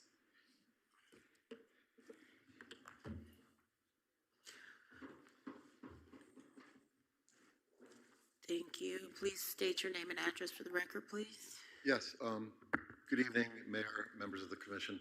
My name is Rod Feiner. I'm an attorney with Coker & Feiner, 1133 Southeast 4th Avenue in Fort Lauderdale, representing the owner and applicant. I'm going to start by first apologizing and giving a mea culpa. You were continued this at the last hearing so we could do public outreach before this meeting, and that public outreach did not occur. Okay, I'm going to tell you that I tried to coordinate with PJ Millie while I was out of town for a little bit and do that, and we could not get it done before this meeting. There is a public outreach meeting scheduled for Tuesday, the 17th, at PJ Millie at 7 o'clock. Letters went out on that today. Contract's been signed with the city at CJ Millie. I've paid for the insurance there. They're sending me the bill, and I'll pay it. So there is going to be public outreach if this passes on first reading.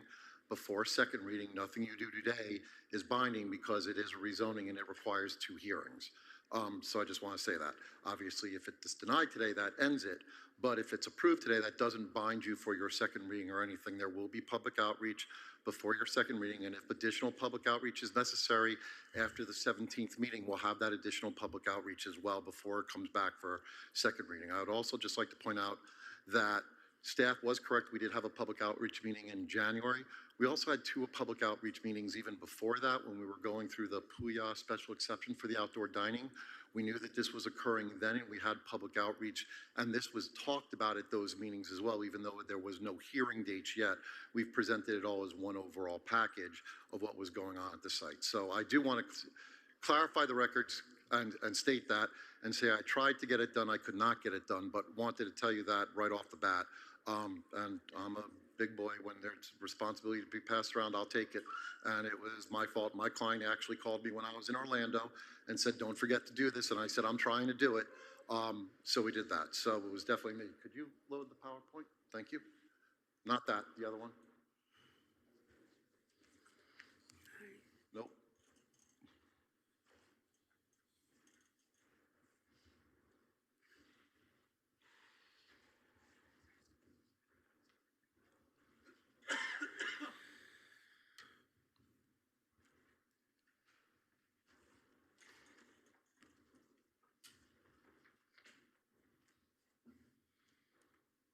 So with that being said, while we're loading this, because staff showed you what was doing with the project, these are 2 lots immediately behind the Griffin Living project.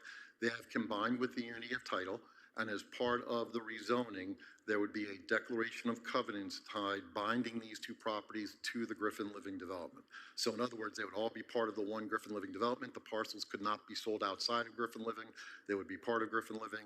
There's separate ownership groups just because of the finances involved with it, but it would be all part of one project, and it could not be severed without the city's approval if this was granted. That's part of the declaration of covenants that we've worked with your city attorney on, that she's approved to form, and that's ready to be signed and done if the special exception gets approval. One of the other properties, the property that's currently vacant right now, it wasn't always vacant. There used to be a single-family home on that property. When we looked at purchasing that property, there was a large amount of fines on that property from the prior owner of that property, where the house on that property was a nuisance property. It wasn't maintained. It was actually an eyesore and blight in the community. We arranged to purchase that property and worked with the city and promised as part of the city, as part of a code reduction that we would do, because the old owners wouldn't do that. We promised the city that we would demo that property with the appropriate permits and everything within 45 days of our closing on that property. And we did that, and we demoed it with the appropriate permits, restored it, put ground cover on that property as is required with the demolition, so that would help soak up groundwater and do whatever else we did on that property. So that was all done true to our word and everything else with that property. With that being said, a couple of things that your staff also mentioned as they're trying to work up the PowerPoint is though technically this is site plan related, not related to the rezoning, what this is this is for amenities.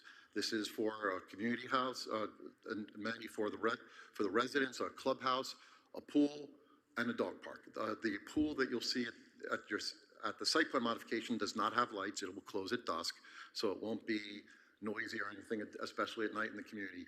One of the things we did when this project was first originally approved, it was 6 stories and it had a pool on the sixth floor. If you recall at the time we did that. The residents at that time weren't really happy with that. You know, they didn't want 6-story building. There was also, if you recall, many of you were on the commission at that time or were very publicly aware, there was a project out east that had a pool on the 4th or 5th floor that was leaking and causing a lot of problems with the residents, and there was a lot of, for lack of a better word, concern about this pool being on that project. And so what the applicant did and what we did was we did an administrative amendment to the Griffin Living project where we reduced the height of the building from 6 stories to 5 stories, and we got rid of the pool that would have gone on the 6th floor with the intent, once we realized we got these properties under contract, to try and put a pool in. And we've been going through the staff review with that site plan amendment for about 1.5 years is how long it's taken us to get to this stage with everything that's been going on. But that was the intent, and we try to do that to reach out to the neighbors. One of the things we've also done with the neighbors is some of the neighbors have complained about parking from the Griffin Living Project and going onto the surrounding streets. When we heard that at the last community meeting we went to, one of the concerns was that people who were visiting the Puya restaurant were parking somewhere else. The owner, being responsive to that, hired valet service and made mandatory valet. Now, I will tell you, in all honesty, and the residents will show you a picture of this, they were parking on the vacant parcel that we're seeking to rezone now. They weren't parking in the street, it was on the property, but the valet was parking it there because it was easy to park. Okay, there's arrangements where they can park down the street at another property my client owns, where it's out where the Dollar Tree is, where the Dollar Tree is not operating. There's lots of parking spaces that are available there. But as with most people for the valet, they parked where it was close and convenient instead of parking where they should. We've spoken to the valet. That situation's been addressed. They're no longer parking in that area whatsoever. So we heard the residents' needs. We tried to address that, and we also tried to address some of their concerns with parking where Griffin Living did the mix of tenants. For instance, you have a restaurant in there, but then you have another restaurant, but that restaurant's only open for breakfast and lunch, not dinner, so it doesn't compete with Puya, the Mexican restaurant. In addition, you have a UPS store, which it closes, so it doesn't compete. And same thing with the fashion store and the retail store. It doesn't compete with the main hours that the main parking area for the restaurant is. The Puya restaurant, which is one of the larger tenants, none of those other tenants in the commercial area compete with it when that's open. And we did that purposely looking at the parking mix on the project and how we could satisfy parking. With that being said, you're working on it still, no problem. So with that being said, we're also, I wanted to point out that the rezoning is not to get any new units. I will say the residents asked this question when we were meeting with them, and I told them this answer, and I'll tell it to you as well. Under your land use plan, there are 2 additional units that if this property is rezoned could be incorporated into the Griffin Living Project. Only 2 units, nothing else could be done, and that would be the case with any developer, by the way. Not just us. And in order to do those units as part of the project, Jay would have to come before you for a site plan approval and everything else to do that. The only way there could be more units on that property would be if flex units were allocated to that property. Again, that has to come before you. You have ultimate approval authority on that. None of that is planned. There are no applications for that. That's not the intent of this project. You've seen the proposed site plan, what the intent of the project is. So no new additional units are being added to this. And that's important because additionally, we heard the residents understand in some of their complaints about parking and everything else. This doesn't generate any new parking. There are no new uses that are being added to this property because of that. So it doesn't generate parking. It doesn't generate more trips. It doesn't do anything. It just enables the residents who are in, what we've heard is complaints from some of the residents who are renting from us that there are no amenities here, that they want amenities, especially a pool or something like that. With that being said, the clubhouse that we're planning on doing will be open to all the residents. Will be open to all the residents of our project. I will say that at a public meeting, a couple of the other residents asked in the area if they could come use the pool or something like that during the times that the pool was open. We said as long as they walk, and they were within like a half mile or quarter mile of the property, we would allow them to come in. We'd give them a key fob or something else like that once they proved their resident status and they were in that area. So my client has agreed to do that as well. The clubhouse itself will be open to residents and their guests. And I know that some of the residents, because this came up at P&Z, have thought that that property in that area is currently being used as a synagogue. Okay? I will say it is not, and my client is here to tell you that as well. It has been used as a study center. I will tell you that. There is a rabbi who currently lives in the Griffin Living property, and he occasionally has study sessions and invites people over for study sessions or something else like that in that clubhouse. That is no different, by the way, than any other clubhouse you might see in any other community, where if I wanted, for instance, in my community, to have a weekly poker game, whether it be at 8 o'clock in the morning or 9 o'clock at night, and invite 12 friends over, and I even had alcohol and food there for them, you could do that. That happens in every single clubhouse or community that is open to residents and their guests. They come in. We used to do that at a friend of mine's house. That's how I know, in my friend's community, that's how we used to do that. We used to have a Monday night poker game every night. And it was just there because this way the wives wouldn't complain that we were being too loud when we had young kids. So we did that all the time like that. That's really no different than what's going on in this area. Thank you, Jessica. No problem. With regard to that, I'm aware that the residents have said it's advertised as a synagogue, that the P&Z, they presented some internet listings that did that. That was not done with the owner's permission. And what I've done since the P&Z hearing, and I provided the proof to staff, is I have gone onto those websites that the residents have shown us, and we have instructed to take this property down as a listing. I've run into this issue before with other clients, not in terms of a synagogue, but in terms of Airbnbs or something like that. And what they do is an old owner or someone calls up Airbnb and says, I want to list this premises on Airbnb. And the reason why they do that is because then people call there and they go, oh, that property is not available, but I have another great property nearby to use, right? They use it as an advertising tool. Now, I don't know who would advertise this being a synagogue that way or something, maybe because someone went there as a study session with the rabbi and liked the rabbi and they were just doing it to sort of grow something. But it was done without our permission. We've instructed them to take it down, and we've said, and we've actually posted signs on that building that says, we are not affiliated with these websites, we are not that. And I think that's also important because a synagogue traditionally has a membership. You sign up to become a membership, you pay a membership fee, right, a yearly membership fee, and there are services that can be done and everything else. That doesn't occur here at all. This is one resident who wants to do a service for some of his friends and followers that they that they gather there. It's never large. Now, I will say the residents were correct back a year ago in March or something else like that, last March and maybe last May. The rabbi at the time got a little overzealous. You'll forgive me for saying so, but the truth is the truth, right? I'm not going to come up here. I've never lied to you, and I won't lie to you. And they had a party there, and they set up an outdoor thing with an air conditioner and everything else, and that generated a lot of noise and problems for the residents. Again, that happened almost a year ago or 9 months ago. We heard the residents complain about that when we were going through the Puya special exception. We made sure that that has not happened again, and it has not happened again. So you live and you learn and you develop and you learn things as you manage a property and you see what's going on, and that's what this owner has done. I'm aware when we went through Puya that there were issues at the time, right, where Uber drivers or Lyft drivers would sometimes pull down 27th and stop on 27th and park there to make their delivery or do something like that. My client can't really control Uber drivers or Lyft drivers. We've tried to. We've instructed the residents to tell those drivers to drive into the parking lot and park in the parking lot. We have a sign in the lobby that tells them to do that. We've also instructed, and written to Uber Central, not that I think they care, by the way, but we've tried and told their drivers not to do that either.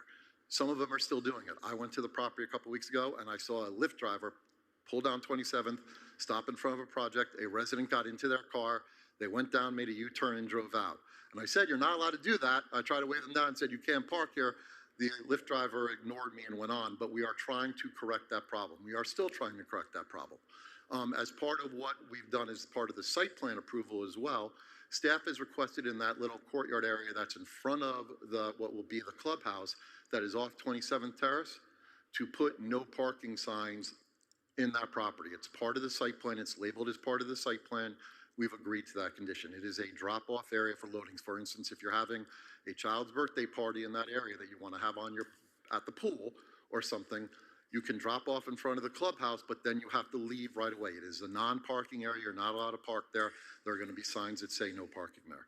And with that being said, again, you've seen this picture. These are the two properties. I will say the two properties already have been unified by a unity of title. All right. The property, if you're looking at it, the property on the right was the property where the house was that's been demolished. You can see there's a little gravel by the driveway, but otherwise it's green with land cover. And then the property, if you're looking at to the left, is where the house and the pool will be. Again, you could see that. Oh, as part of what the city has requested as part of the rezoning and site plan, they've asked for a right-of-way to be granted. 27th is one of those weird streets in the city where there was no official right-of-way dedicated for it. It just sort of sprung into existence. When you look at the maps one way or the other, it's one of the reasons why when we did the original Griffin Living project, FDOT would not let us have access onto 27th Terrace. They basically said that driveway on 27th Terrace conflicts with 28th Avenue. We don't know how that driveway came into existence, but you're not touching that driveway and you're not making any modifications to that. But the city has asked us to give a right-of-way easement to the city. We've done that. We're also installing additional landscaping in that frontage right there as well, with a 10-foot landscape buffer, which the city has asked us to do, which we are doing. Again, that's more of the site plan related than rezoning, but I did want to say that. And here, staff had a more up-to-date picture of it, but you can see the home, the pool, the little park where there'll be a dog park and everything. That's what's going there. Again, amenities, no additional units whatsoever. And you can see how we're running the sidewalk along both those streets. And here again, as you can see, the proposed site plan for conceptual purposes. We'll get into a lot more detail about the site plan should this pass on first reading, because then it comes back for second reading, and the site plan is part of that hearing. And I would, at that point, recommend we combine the hearings but have separate votes. But we can get into more detail at the site plan then. But of course, if you have questions now about it, I'm happy to answer. But you could see the extent of the landscaping additionally as part of that site plan, just because it has to deal with buffering and stuffing and things like that. There will be a 6-foot high concrete wall installed on the southern portion of the property as a buffer between these two properties and what the future residential properties are. So this rezoning, while it might look, quote, bad as PRD1 and upgrading and changing the neighborhood, considering what's planned for this area and doing everything else like that, it's really not changing the neighborhood at all or causing any changes to the neighborhood. With that being said, I think that's it. We're happy to answer any questions you may have. My client is here. I know he wants to speak. And then I just asked Madam Mayor if after the public speaks, if I could have a quick 5 minutes just to sum things up. We'll see how it goes. Thank you, Mr. Finer. We will now open this up for public hearing. This is a public hearing. I have several requests here for this item 11.1. So we will start with Mr. Kevin P. Finger. If you could please come up and state your name and address for the record, please.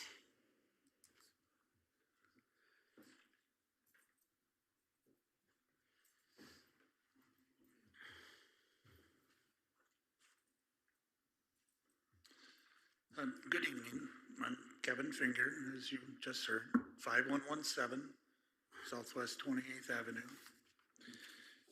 Good evening, City Commission board members. I've lived on Southwest 28th Avenue for over 20 years. We're here as a community to raise serious concerns regarding the proposed use of land at 4880 28th Avenue and 4901 27th Terrace and the developer's statements regarding its use.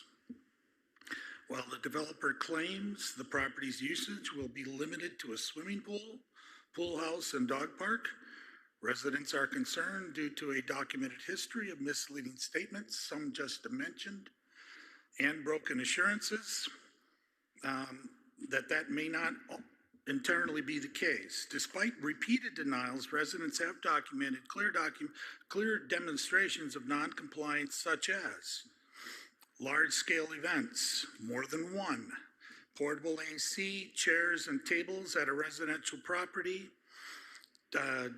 Despite denials, the property is currently being used as a synagogue.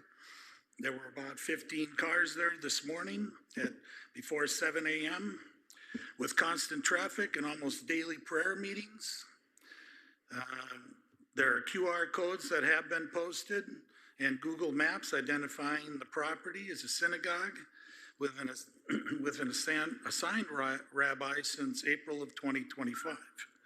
Chronic parking and traffic issues persist across multiple dates, contradicting claims that parking has been resolved. Vehicles block sightlines and intersections at Griffin Road. Persistent, repetitive, overflowing garbage. The developer states that they don't have trash issues, but our photographs show a clear and consistent problem. Unauthorized Airbnb operations, multiple Airbnb listings at 2700 Griffin Road, including a rooftop swimming pool that does not exist. A tenant review from Griffin Holdings summarizes the lack of parking, trash throughout the parking lots, noise, and Airbnb activity. An overall theme of blatant code violations where the developer is continuing to skirt around the very rules the city has in place to protect its residents. A concrete parking pad installed without land survey on 27th Terrace causes stormwater runoff and flooding on 27th Terrace into the neighboring properties. The vacant lot on 28th Avenue is used for overflow parking and events despite being prohibited. These are not isolated incidents. They demonstrate a clear and ongoing pattern of misrepresentation, noncompliance, and disregard for zoning and permitting and neighborhood impact. Thank you, Mr. Finger. Thank you for your time. Okay. Up next, we have Mr. Sharon Sharabi.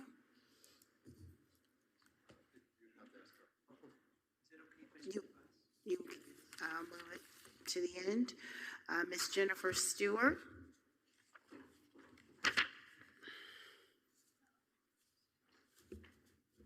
Please state your name and address for the record, please.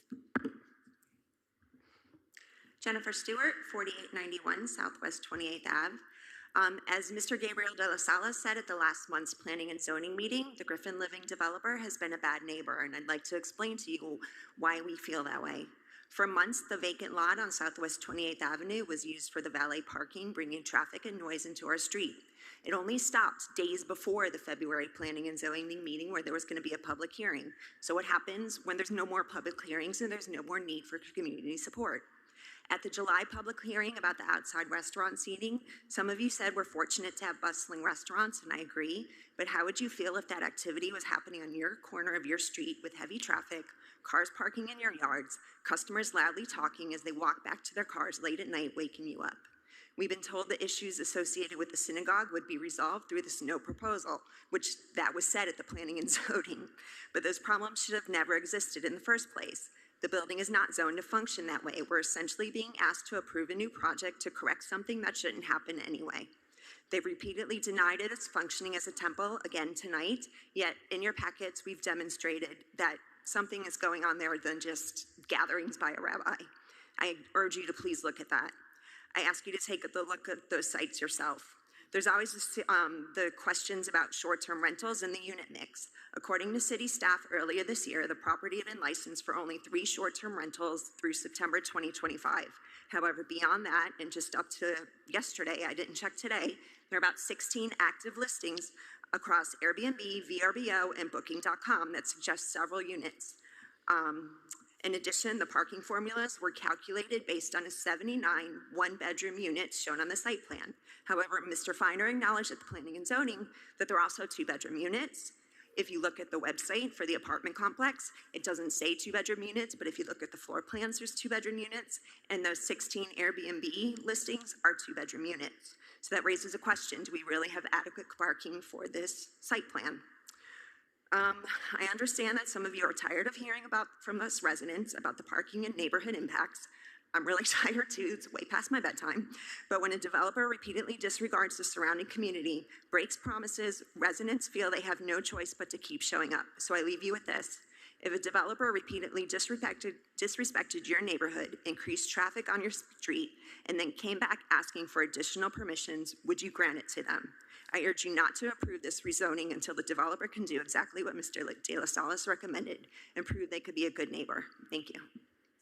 Thank you, Ms. Stewart. Next, we have Ms. Christy Forgy. Please come up and state your name and address for the record.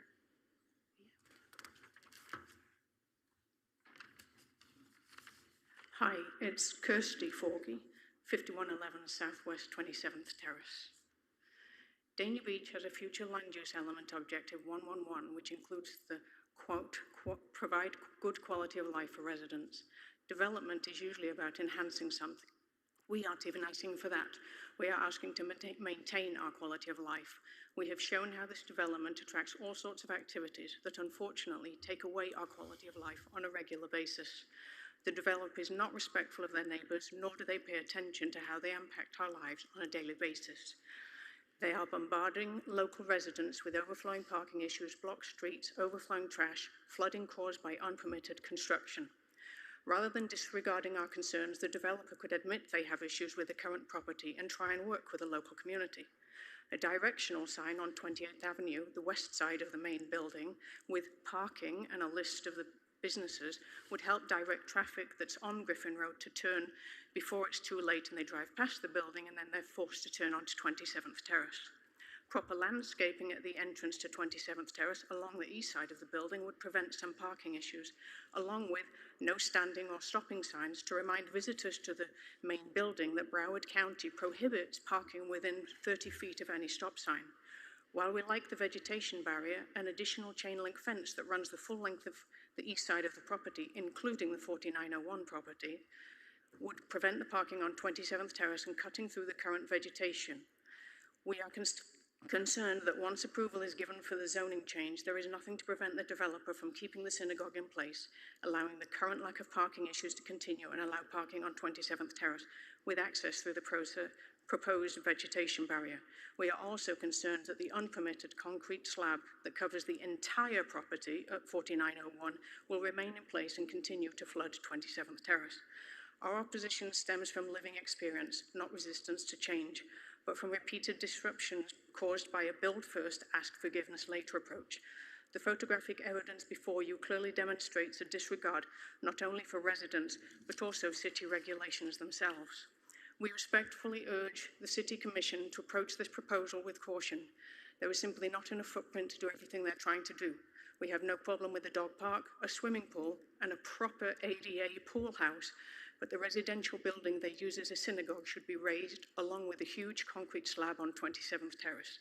The resulting space should be used to extend the current main parking lot and add what we have clearly shown is much needed additional parking. But can this be guaranteed once the zoning has been changed? We appreciate your attention to our concerns and supporting us in maintaining our good Dania Beach quality of life. Thank you very much. Thank you. Thank you very much. Next, we have Mr. Louis Grantide. Please come up and state your name and address for the record, please.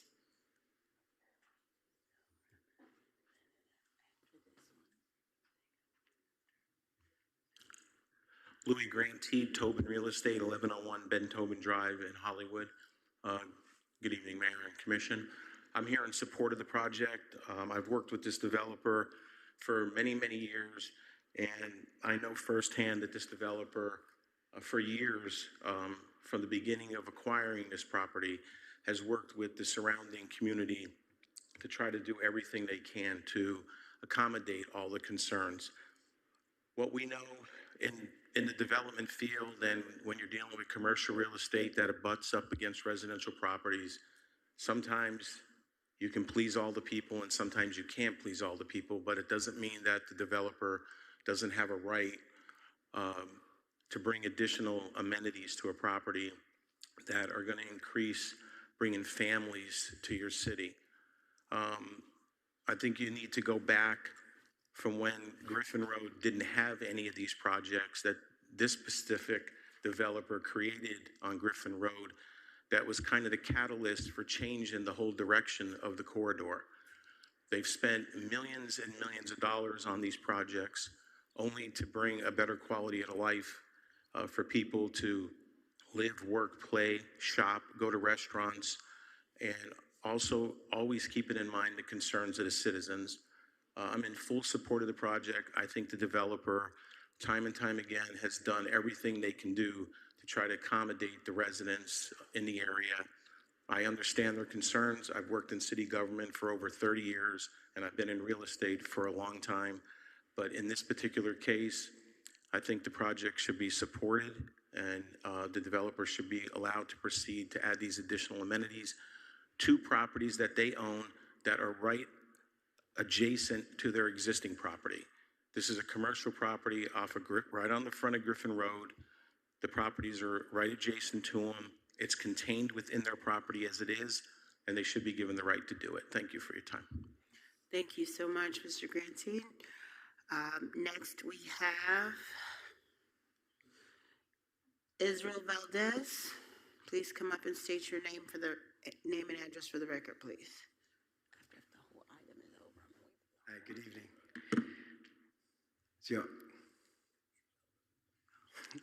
Good evening. Good evening. Israel Valdez, 2612 Griffin Road. As most of you know, I own the coffee shop right in the corner called Resurrection Cup. And I'm speaking today as a friend of the developer. And I'm not a resident. I was a resident of Dania Beach for over 15 years. But as a business owner, one of the developer's properties, I've had the opportunity to see how he operates and the level of care that he puts into his projects.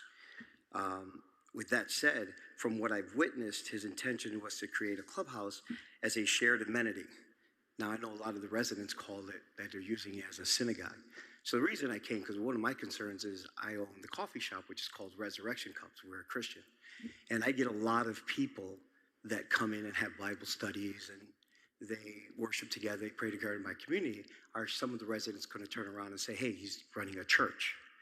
And with that, then I'm going to have problems. So when I had some of the residents come in, they were talking about what was happening in that property. You know, and when he said it was going to be a shared amenity, it was designed for a place where people can gather socially and otherwise, not as a dedicated house of worship. The fact that some residents choose to gather there occasionally, like they do at my coffee shop for prayer, simply reflects the diversity of the community.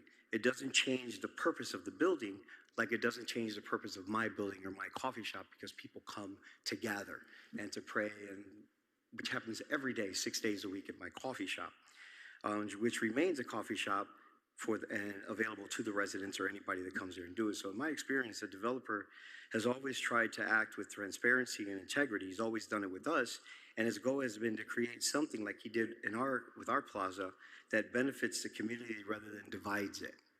And as a business owner in Dania Beach, it became a concern when I had some of the residents come in and say, hey, people are complaining because they're going there, and it's a synagogue when it's just a place for people to gather. My coffee shop is a place for people to gather. That's what it's called. It's a gathering place. It's not a church. So I just wanted, to come and reiterate that he's always been transparent. The developer's always been transparent with us. Anything that we needed to change and work through, there's never been any kind of resistance or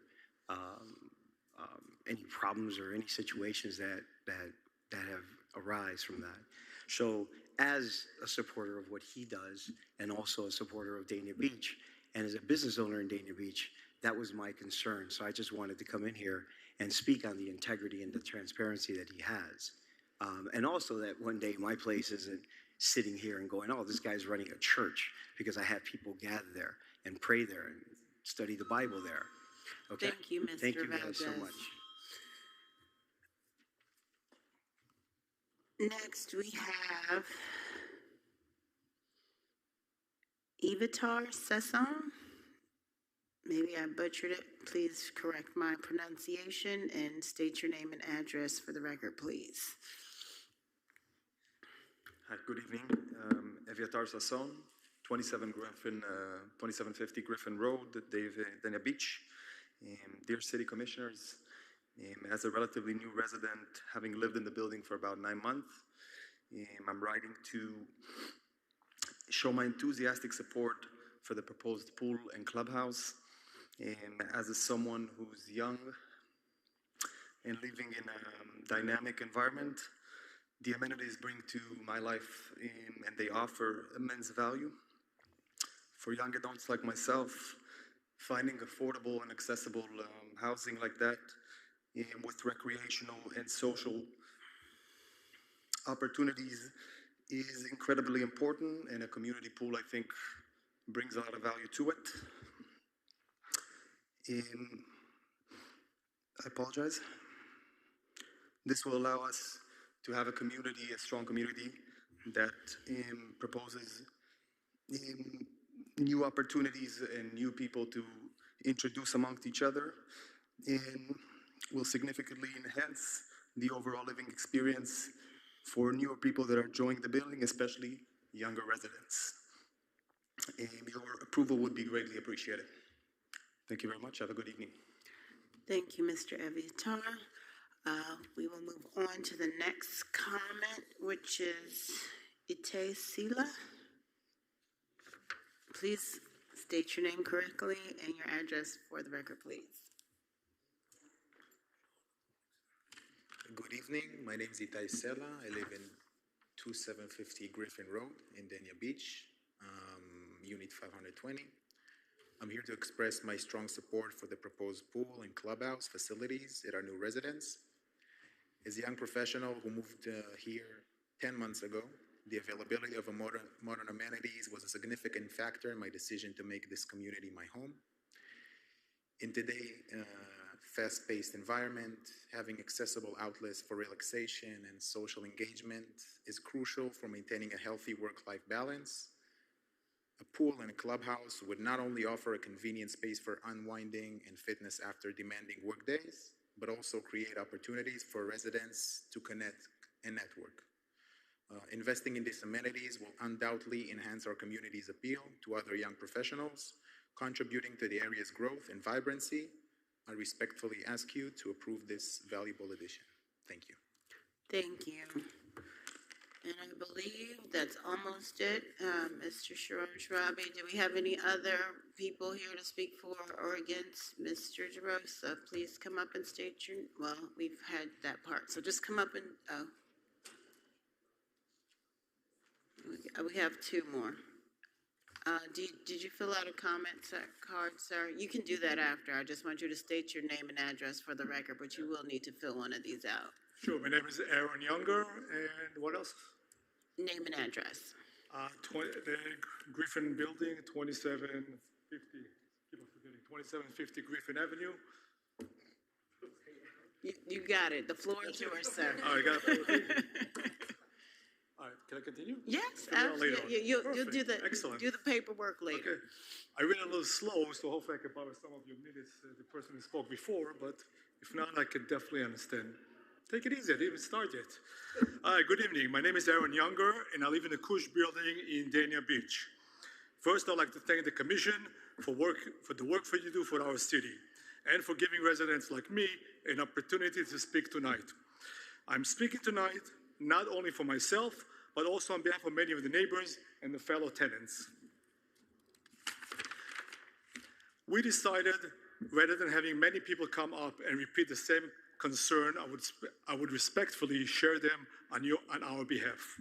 I would like to share a little of my story and explain what the addition of a clubhouse next to our building would mean to me and to my fellow neighbors in the Kush building. I moved to Florida for my son. My son is wheelchair bound, he has DMD. The winter in New York were extremely difficult for him. The cold weather affected his circulation, and during the winter months, he was often stuck at home. So we made the decision to move to Florida in search of a warmer climate and a better quality of life. After looking in many places like Miami and Boca Raton, we chose Dana because we love the community, the stores, the restaurants, and the friendly neighborhood feeling. But finding an accessible house was not easy. For 1 year, we stayed at the Home 2 suite by Sterling and I-95, calling landlords, calling Airbnb, but nothing. We spent almost $5,000 a month, money that we have saved over many, many years. I knew that eventually we would need to find something more affordable. The hotel was noisy, full of tourists coming in and out. My son even developed allergies for the carpets. At the end of the year, we were ready to give up. Then one night, while driving on Griffin Road, I noticed a banner on a new building that said, "Now leasing," and even bigger letters that says, "Welcome to our community." Apartments were starting at $2,450. I couldn't believe my eyes. A brand new building with porch on every apartment, a parking for every car, and plenty of accessible parking for my son. A beautiful garden for families to stroll and walk their pet. A gym for those who wish to exercise, and a secure, clean building that even has an accessible automatic door opener for older and disabled tenants. I'd like to please have 2 more minutes. Not 2 more minutes, sir. I can't give you that. You're just going to have to wrap it up. I think we kind of got the gist, but I'm just going to ask. What I was talking to you about filling the forms. Yeah, I'll give you another. Thank you, sir. I just need you to go ahead and wrap it up. You'll have. Perfect. No, but Thank not you so 2 much. minutes. Let's do a minute. Let's do a minute, Elora. 1 minute to wrap it up. I know, but I'm reading slow. I'm 60 years old. I read slow. I'm not that fast a reader. 1 minute? All right, we'll zoom through it. Thank you. I appreciate it. But the $1 million question for me was simply, would the bathroom be wheelchair accessible? The next day I came for the tour. The manager showed me around. I was amazed. The apartments were beautiful, the tall doors, large rooms, and the bathroom, it was huge, with a true walk-in shower. Within a week, we moved out of the hotel and into the Kush building, paying half of what we had paid before. Living in the Kush building has truly been a dream. The building is quiet, clean, and full of wonderful neighbors. For me, the small house in the back of Kush has become a little oasis, sanctuary, a place where I can unwind, meet other residents, talk about our day, and share ideas and simply enjoy a cup of coffee together. Our neighborhood already value community space. Families enjoy the field at Patrick J. Mill Park. Swimmers go to the Dana Beach Aquatic Centers. Others enjoy visiting the Hard Rock Casino for gambling and show lover. Adding a clubhouse for our building would simply continue that tradition of community life. And on a Thank you, Mr. Younger. I appreciate your time, and we think we understand where you're coming from. Thank you for sharing your story. Next, Mr. DeRosa.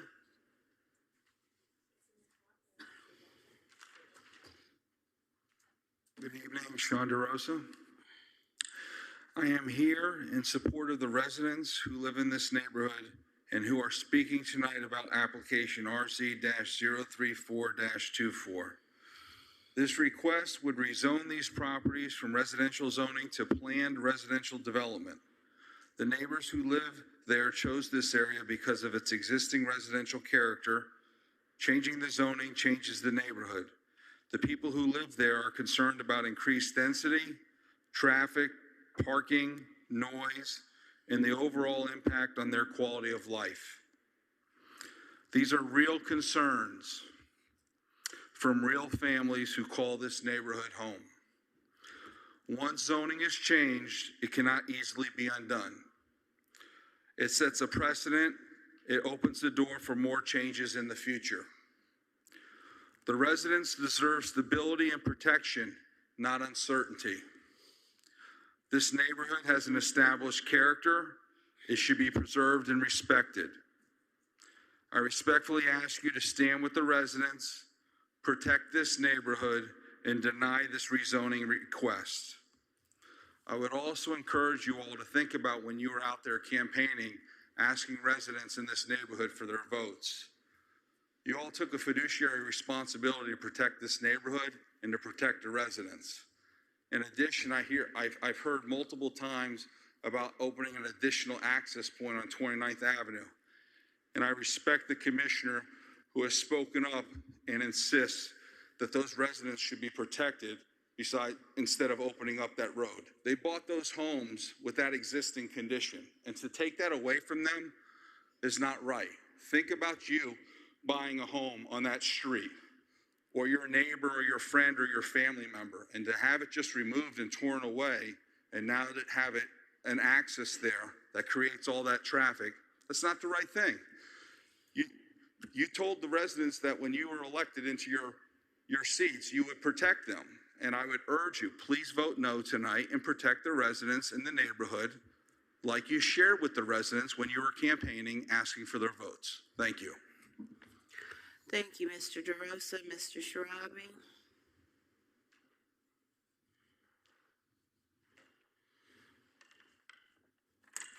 Good evening, Madam Mayor, Vice Mayor, Commissioners, City Attorney, City Manager, City Clerk.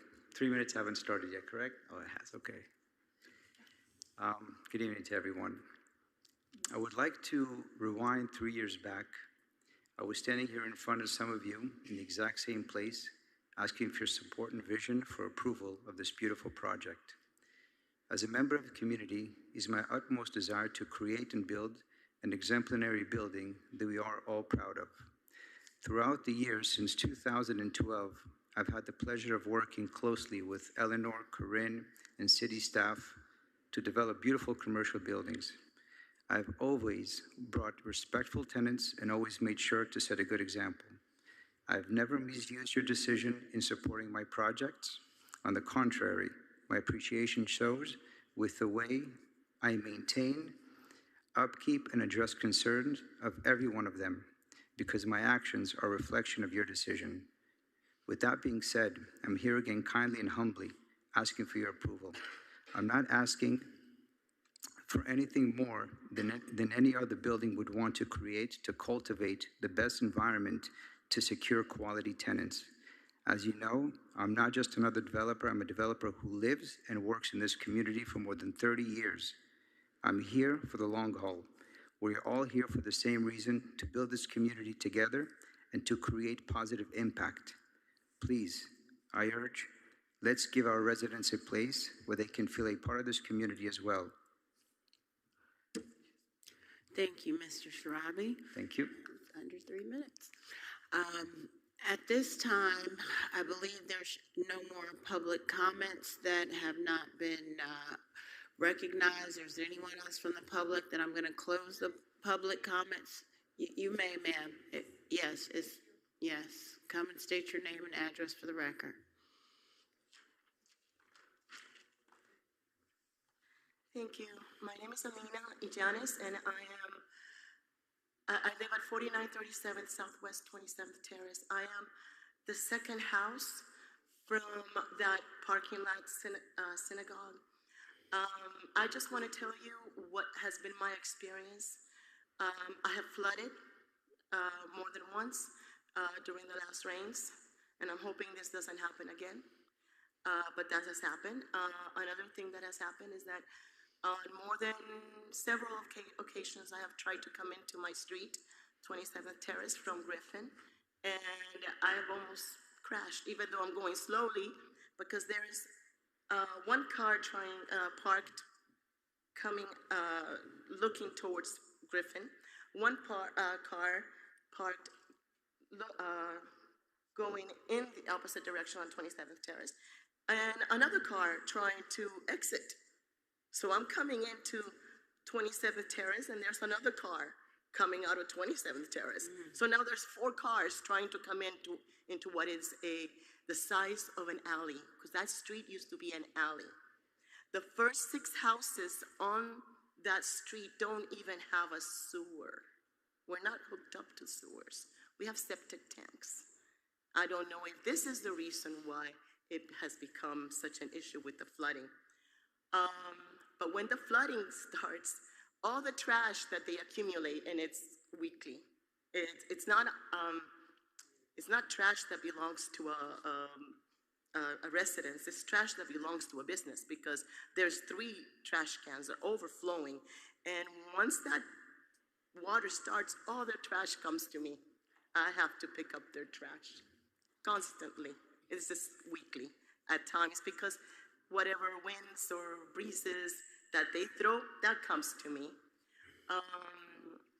I have asked, and I think Mr. Finger stated, I have asked for no stopping signs, not just no parking, no stopping, because they will stop and stay in the car, whoever it is, the Uber or the friend picking somebody up, and they don't move. I've asked, to move. A lot of times, and even last year, I had to drive on 28th and come around so that I could enter my property. But the worst part has been when they have had parties, and this was not 9 months ago. This was probably around Hanukkah, where multiple cars were parking right outside, and they went and parked in my driveway, not allowing me to exit. So only until I threatened, screamed, and get out of my property did they move. But then I was, trash thrown, like food thrown on my side, Thank you anyway, thank you for sharing your side. I just wanted to let you know how I am being impacted by this. Thank you for sharing your experience. Thank you. Thank you. Okay, at this point, we're going to close the public comment, and we're going to open this up. Mr. Feiner, I believe that you have spoken sufficiently. I will give you 1 wrap-up minute to wrap everything up, but not 5 minutes if you want to respond to some of these things. But please, let's let's move this forward so that we can discuss, but I will let you have a minute to go ahead and respond to some of these things. Thank you, Madam Mayor. I will try and endeavor it to be less than a minute. With regard to some of the flooding that has occurred, we did recognize that we did that. We're in for permitting. We meet all the engineering standards. We just can't get the permits approved for this, and hopefully the rezoning is approved because of some of the other natures of the permit. But we're in for the after-the-fact permits to deal with that. That is not causing flooding at all. What the residents complain about, we know that flooding has been a problem on this. As a matter of fact, when we get to the site plan, you'll see that not only is it not units, there's additional drainage improvements being made as part of this overall development, which are required to do by staff, which will hopefully, while we keep all the water on our property, we understand that water comes off Griffin and 27th Terrace, and that's how the natural flow has been. With that being said, we do hear how the residents is feeling, especially the last lady. We've heard that. We've talked to the people. We're in the process of controlling it. We don't believe that, she said something that occurred 4 or 5 months ago, which is when the last time, but it hasn't occurred since. As a matter of fact, there was just a holiday in the Jewish calendar, and none of that stuff happened again. So we're well aware of what's occurred, and we're working to. Thank you, Mr. Finer. Thank you. Okay, so public comment is closed, and so I will open it up for discussion by the commission. Commissioner Romoli. Thank you, Mayor, and really thank you for all the residents who came out tonight to speak in favor and against this item. But Mr. Finer, first I'd like to thank you for the apology, but it's still, I'm pretty upset because when this item was pushed forward, it was pushed forward with the idea that you would have a meeting with the residents. We know it didn't happen. I received several calls from our residents saying that they were concerned about this item and they'd like to speak on this item. I said, I think it's great that you speak with them, but you're going to get an information from the owner developer. They're going to have this meeting with you before our meeting tonight. And that didn't happen. And that makes us look bad because the information we got was that's the reason why you postponed this item. So I want to apologize to all the residents because of the people I spoke to that said they'd have an opportunity to talk about what took place or what their concerns were, and it didn't happen. I'm happy to hear that it's going to happen again, or it's going to happen on the 17th. I plan to be there because I'd like to hear what more concerns with the residents. But you have a lot of work to do. From what I heard tonight, there's a lot of issues there. And it's all that he said, she said, but there's truth to everything. We need to get to the bottom of this because in order for these people to have a quality of life, we have to coexist, and there has to be give on both sides. And it sounds like there's some very important issues that need to be addressed. And the only way you're going to address those is to get the residents in a room and talk about it and figure out ways that we can minimize them. I'm also would like to, I don't know if this is the right time to ask this question about pool hours. Do we have an idea what pool hours are going to be? Yes, it's whether it's site plan or not, I'll answer the question. It's dusk to dawn, or not even dawn. Not sorry. Let me rephrase that. 9:30 a.m. until sunset. Okay, because obviously that's going to create more noise, and I think it's a great idea for the residents of that building to be able to have amenities. But I really believe that the way to get the path forward is to be able to have very good open dialogue with these residents, hear what they have to say, take them seriously, and come up with some solutions. Because honestly, I was a no vote tonight, and because of the fact that you did not have that meeting. But I'm going to give you the benefit of the doubt that you're going to come to this meeting on the 17th, and you're going to listen to their concerns, and you're going to do something about that. Both me and my client will be there. Thank you very much. This meeting is at 7 p.m. Yes, ma'am. At TJ Melley Park in the area that goes right to the pool. I would call it the clubhouse, but I'm sure that's not the official name for the building. Okay. The community center is the PJ Melley Community Center at 7 p.m. So if this moves forward, wait. And again, I'll reiterate to Commissioner Romoli, if an additional meeting is required, even if I can't get you PJ Melley, we could do it at 4:30, 5 o'clock at the restaurant before it opens or something like that. We'll find a way to make it additional meetings to happen. Thank you. Commissioner Llewellyn. Thank you, Mayor. I have actually a question for city staff. Are there currently any code violations on this property? I wasn't clear on that. Good evening, Mayor, Vice Mayor, Commissioners. Thank you. Eleanor Norina, Community Development Director. Yes, there was a slide. There are current open code violations. They're related to work without permits, as he described, a fence. He has submitted after the fact permits, but we can't issue them because the zoning doesn't allow it. Right. So the that's- rezoning would rectify I that. just want to make sure that there aren't any other code violations outside of the issues with the zoning. No, he had some previously. Right. I think when he was scheduled for planning and zoning, there was some conversations about activity that was going on out there. They were cited for a BTR or a business that was running without a BTR license. They've since closed that business and are working on getting the BTR to open the business. There was parking on the vacant lot. They were using their valet service, was parking cars on the vacant lot, which wasn't allowed either. So we cited them for that. Since then, reinspection occurred and they were not in violation. So those violations have been cured. The only open violations are related to the work without permits. Have we looked into the vacation rental issue? Because I've seen those as well. I've seen those online as being advertised. And I was not aware that they were going to be doing vacation rentals in that particular property. So do we know what's going on with that? We'll look into that. We don't regulate vacation rental. We don't allow vacation rental certificates in multifamily units. So Right, we'll look that's into what I thought. seeing if there's advertising going on. And typically the property management manages that, HOAs, but we'll look into if there's something code can do as well. Okay. And then the valet situation, this is actually probably more for Rod. The valet situation has been corrected, or there's still issues? Because it looks like there's still some issues. No, it's been corrected. So right before the Planning and Zoning Board meeting, we had been issued, so we were issued the NOV for the valet following the community meeting we had in January, because some of the neighbors complained and we said that was valet, and then staff said, wait a minute, that's not allowed, and they issued giving you the full, probably too much information, but I want to give you the full history of it. So we were issued the NOV for the valet at the end of towards the end of January.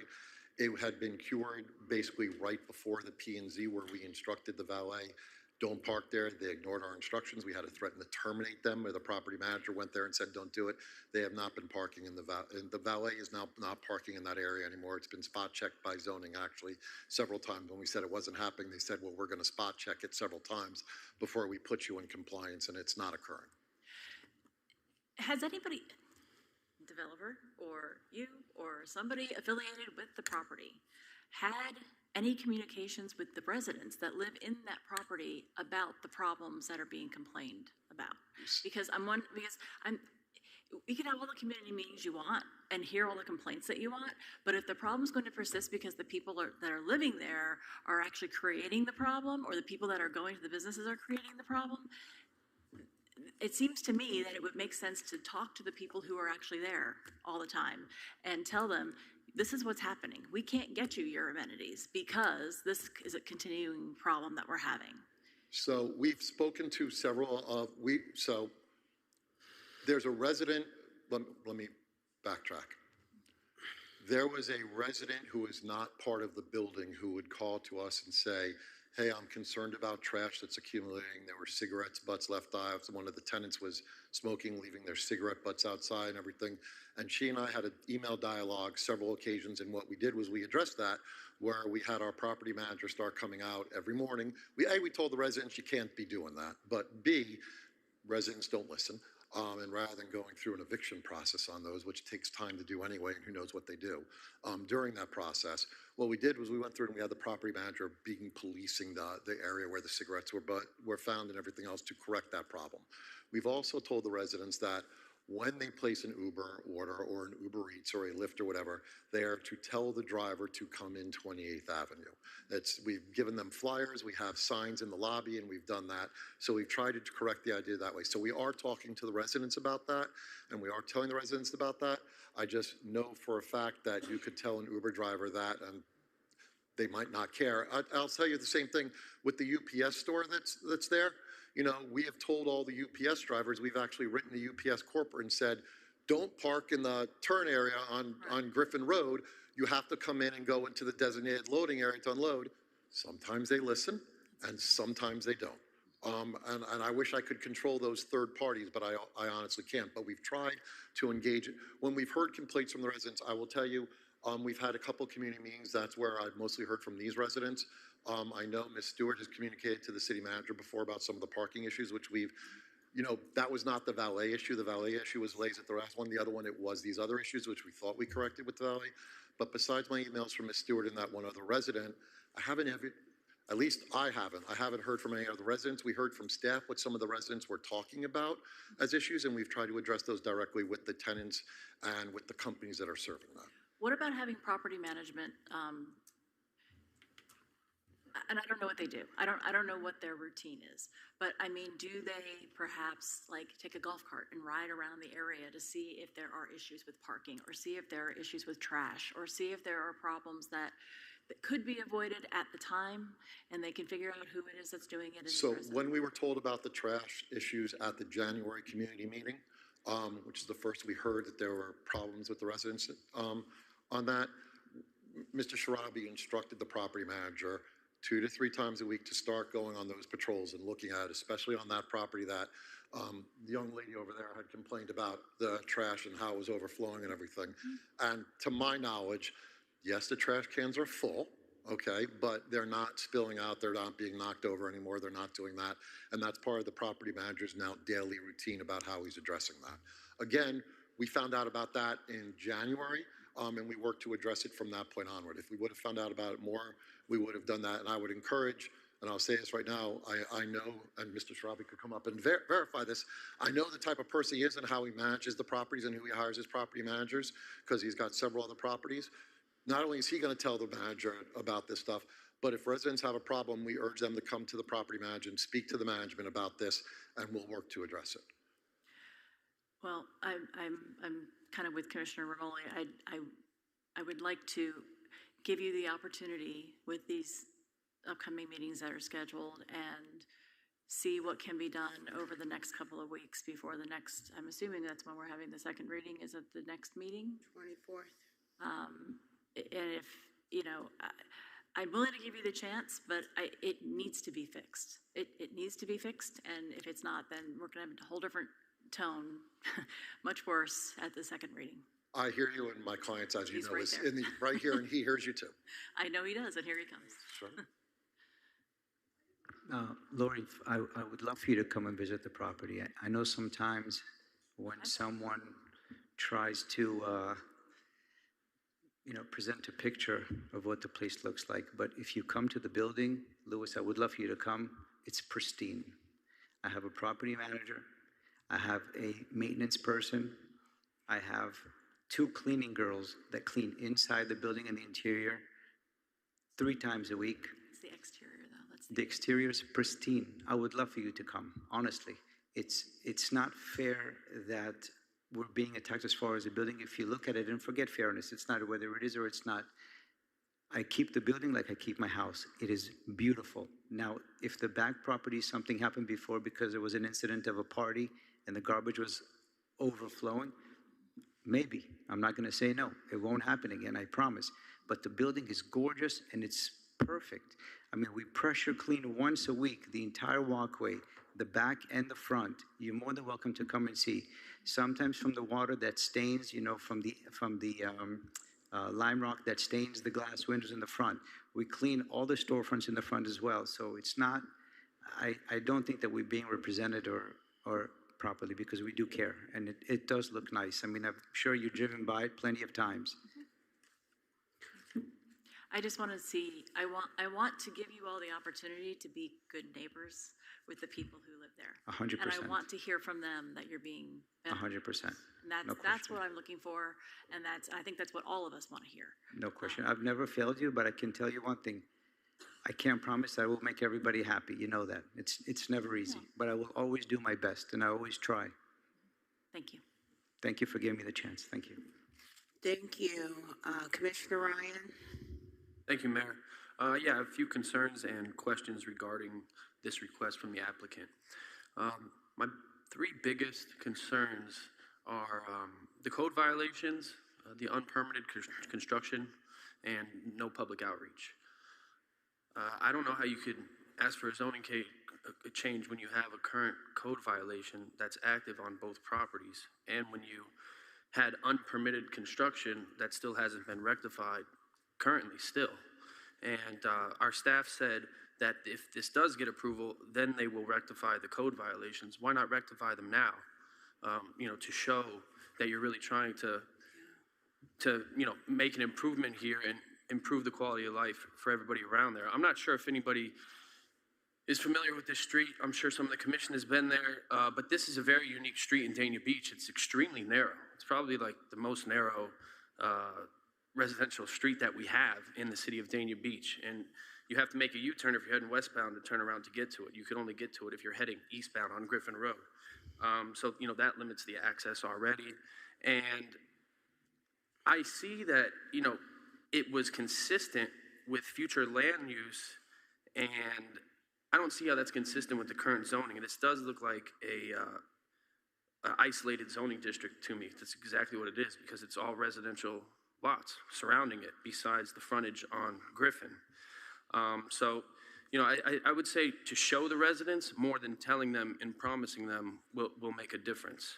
And it's difficult. I appreciate the growth, and this is a very well-respected developer. He's done a lot of good for this community, but how could you do unpermitted construction when you've built a high-rise, mid-rise building right next to it? It doesn't make sense to me. And I don't know how this brings in more families when we're getting rid of 2 residential lots. I don't know how that increases families coming into the community. I'm not sure. And all these variables and signs to control this behavior doesn't seem to be working based off what I'm seeing and what I'm hearing. And when it comes to the pool, I know they said that they're going to allow access to the neighborhoods within a half mile. Like, how do you control that? How do you give them fobs? I don't see how to regulate that. I'm not sure what the plan is to open up that community center to the neighborhoods. So where I stand right now is I would suggest to rectify the code violations, get the construction permitted retroactively, and do the public outreach, and then come back to the commission, and that would probably be the best approach. It seems like the community is somewhat open to this idea from what I'm hearing, but like I said, don't tell me, show me, and that's where I stand right now. Thank you very much. Thank you, Commissioner Ryan. Vice Mayor Salvino. Oh, sorry. Come on up, Eleanor. Sorry, Mayor. Thank you. I just wanted to address the commissioner's concerns about the code violations. He can't rectify the code violations because we can't issue the permits based on the current zoning. So he has submitted the permits. It's gone through all the review. It's being held up by zoning right now. So there's no possible way for him to get the permit issued. But he has gone through the steps to try to get the after-the-fact work rectified. Yes. But what about operating a commercial business from a residential home? He's ceased that. Okay. It doesn't seem like it's been ceased from what I'm hearing from the residents. We did some investigation based on the same complaint that you got. There was an ad. We did a research. We went on the website. We saw the ad as well. We notified the applicant, and their response was they don't control the ad. They can't take things off the internet that they didn't put on the internet. So we spoke to the city attorney's office, and how best handle that was to create a posting of themselves and post the property and post it online as well, that they're not affiliated with this business. And that's how we were able to rectify that code violation. Okay, but we should be careful how we approach this as a city, though, because we're saying, okay, you can build unpermitted projects and do construction, have open code violations, but if you change the zoning to comply with it, then you're okay. So it doesn't make sense to me, and I don't think it sets a good example also for future development in the area. Thank you. Okay. Vice Mayor?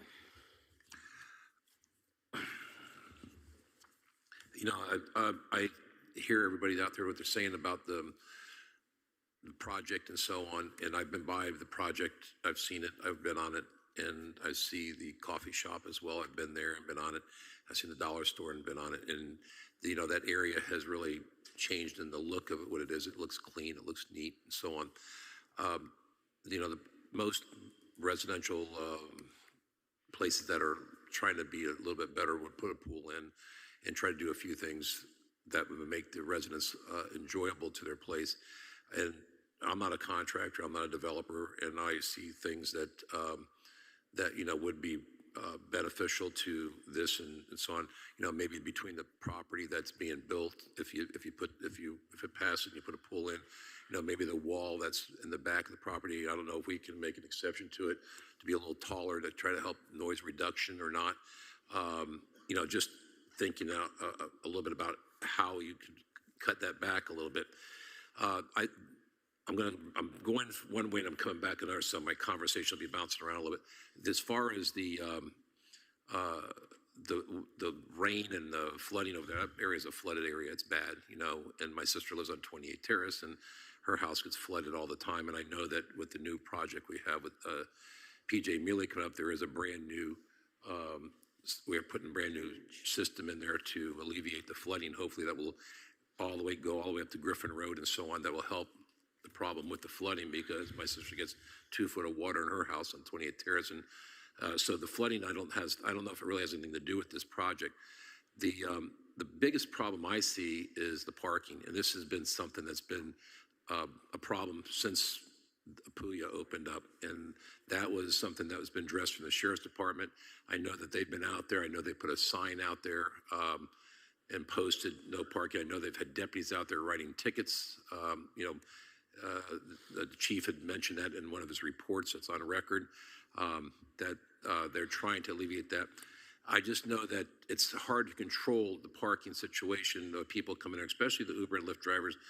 I live by the airport, and every day I come out of Melaleuca Gardens, and there's either 1, 2, 3, 4, or 6 cars lined up, and I have to drive around them to get out to Griffin Road because they're sitting there with signs posted all over the place, so they're going to do what they want to do.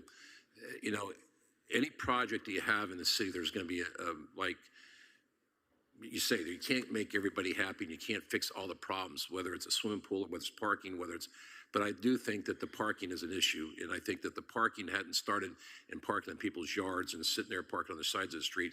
I think probably a lot of this wouldn't even be discussed, because I think that, by that happening and the trash being on the ground, it does upset the neighbors, and I can see their point. And I can see the point that they, that it would irritate me as well. I mean, I get short with something like that, and I'd be upset as well.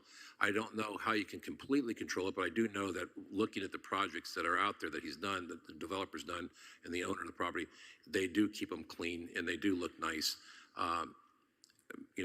Maybe a person that does have an opportunity, like the commissioner said, to go up and down the streets and, make notes, put them on that windshield. You can't park here, or call the police and get a ticket or something like that. After a while, they'll get the message. And anything that works takes time to work.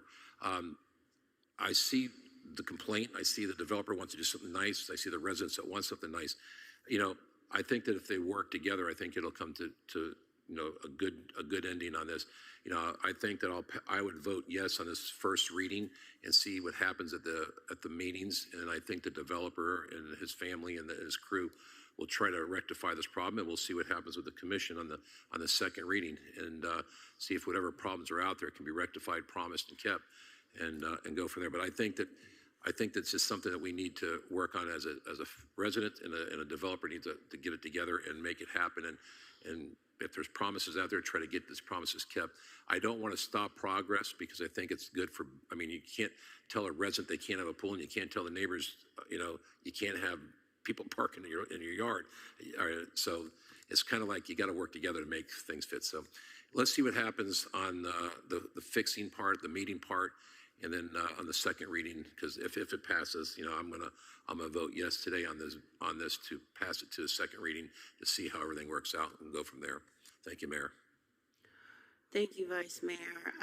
You guys pretty much said it all. I just had a quick clarification for community development. It's just that it was 4-1 voted no from planning and zoning.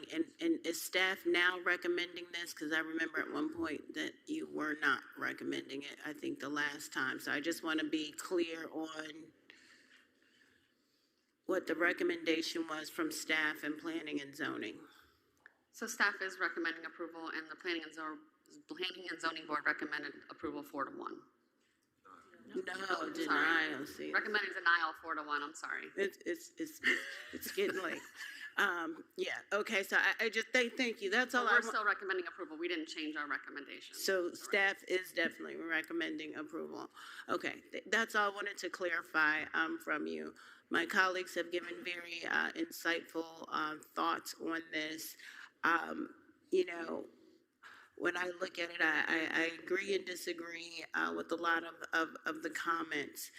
What I see is, you know, residents who have been there for a very long time, you know, they've been made promises, and those promises have not always been kept, and they feel like empty promises. And when you do that, and even us, when we said that we're going to meet with the residents before this item comes up, and we don't, and it doesn't happen, what happens is you erode the trust. And when you erode the trust of the people, then it's harder for them to believe you the next time. And so I think that's what's going on. I think they would want to believe, they want to, you know, and I know the developer, I know that they create top-notch quality, pristine things.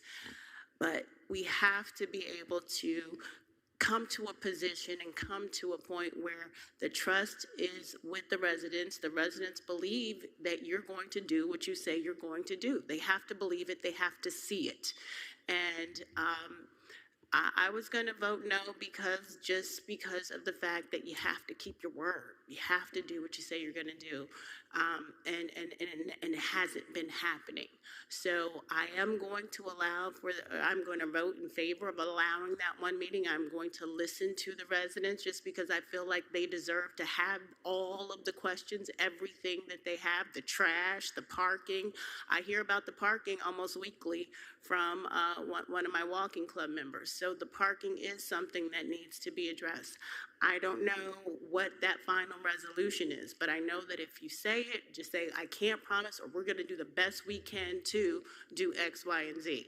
But let's make sure that whatever we say we can do is something that we can do, and then we'll monitor it or whatever. But I do want the residents to be able to have the meeting that they were promised before we went to this place. So with that, I'm going to close my comments, and but just know that it is a tentative, yes, it's going to be for me tonight. And if we can't get to a point where the residents who have lived there for a long time can trust, then it will be a different story on the second reading.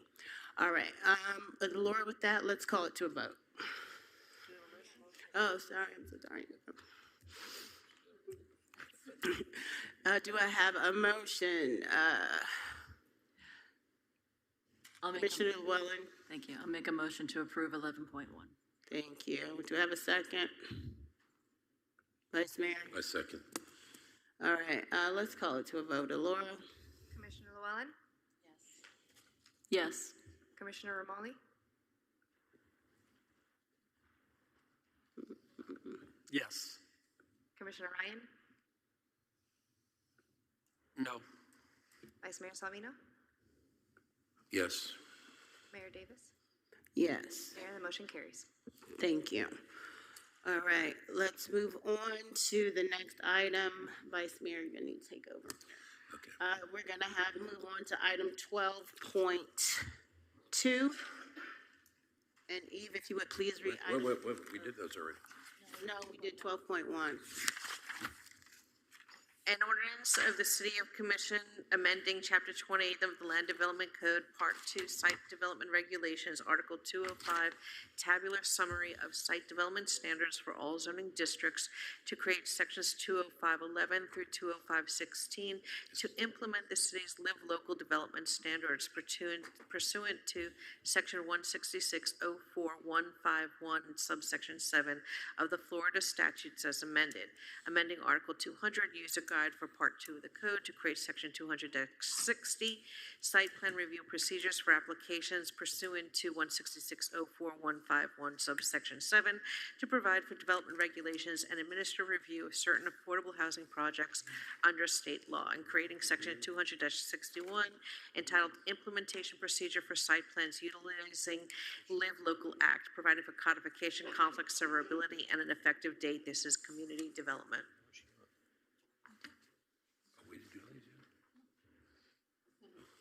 Good evening. Corinne LaJoy, Deputy Director, Community Development. This is second reading of the local ordinance, and this changes are made to be compliant with state law. And I'm available if we have any questions. No question. Okay, we have no, any, I just wanted to point out one thing in the Live Local. It has an automatic expiration date under state law, and that's incorporated in our ordinance.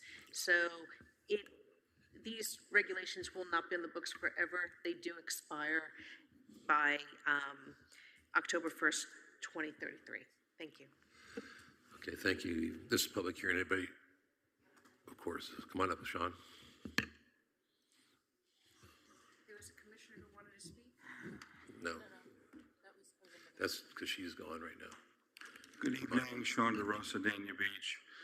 At the last meeting I had shared with you, this isn't a matter of whether if you vote for it, yes or no, whether we'll be sued or not. Obviously, we all want to comply with state law. My concern was in terms of providing long-term protections for the residents in our neighborhoods, the stress that the overdensity has put on our roadways, our stormwater system. Eventually, this is going to be repealed and severely modified, or people are not going to get elected to represent us at the state legislature. That's just the way it's going to go. But I would inform you all to ask our city attorney, what is the subsection of language within the Live Local Act that compels you to vote to structurally amend your land use code and your planning and zoning code permanently? There is no language in the Live Local Act that compels you to structurally change and permanently amend your land use code. It actually states the exact opposite, and I shared this last time, I'll share it again. Section 166.04151, parentheses 7A, states that a municipality may not require a comprehensive planned amendment for the height, zoning, and densities authorized under the Act. I share this because it's going to be much more difficult going forward to repeal all this legislation. We're going to have to come back here again and repeal the votes to get the legislation and the land use code the way it was when it was originally formed. So why are we going to pay 2 times? We need to protect our taxpayer dollars. Secondly, what about developers who are going to say, no, you adopted that code locally? I'm going to challenge you now. I don't care that the state legislature repealed it or modified it. So why are you going to make it more difficult for residents and our commission going forward in the future? You got to think long term. When you're thinking long term, the more flexibility you have, the better. No ifs, ands, or buts about it. So additionally, if you look at some of the other cities in the state of Florida, they haven't structurally changed their planning use code. For example, City of Miami, it's just guidance. City of Fort Lauderdale, City of Jacksonville, City of Orlando, City of Coral Gables, Boynton Beach, Delray Beach, Loxahatchee Grove. They haven't permanently and structurally changed and amended their land use code. They just left it as administrative approval, have put some guidance on their website. I would ask you to challenge our planner and our city attorney. Why do they keep compelling you to structurally and permanently amend our codes when the Live Local Act statute doesn't compel you to do it? Thank you. Thank you, Mr. Rosa. Anybody else? Okay, seeing none, any commission comments? I have a comment. Okay, can you leave? Can you get her on? You're in charge.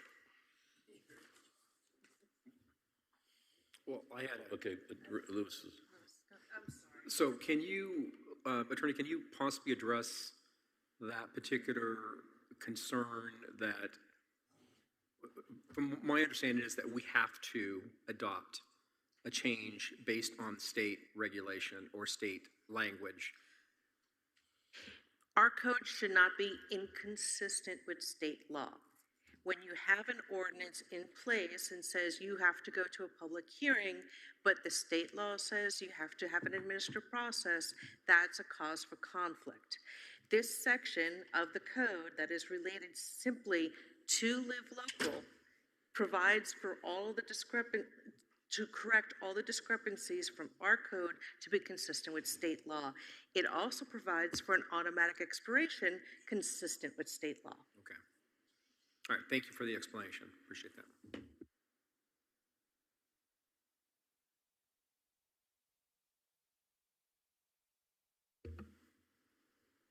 Commissioner Llewellyn. Thank you. And I was just going to reiterate that you just said that there's an expiration date on it, correct? So it's not a permanent change. It has an expiration date, correct? Correct. It's found at 205-11 subsection B, and it specifically states consistent with Live Local expires October 1st, 2033. Thank you very much. And with that, I'll make a motion to approve 12.2. I'm just making a motion. You can still comment.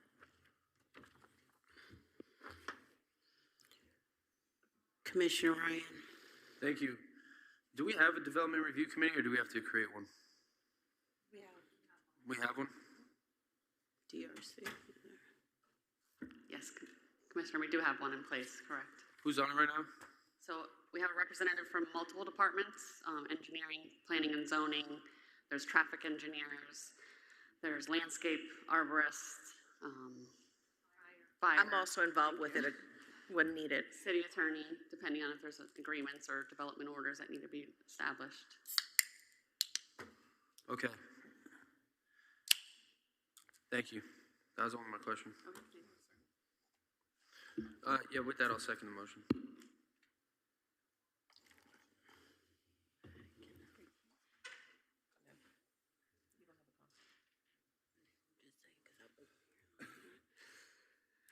Okay, I have a motion, I have a second. All in favor say aye. Aye. Any opposed say nay. All right, item 12.2 passes unanimously.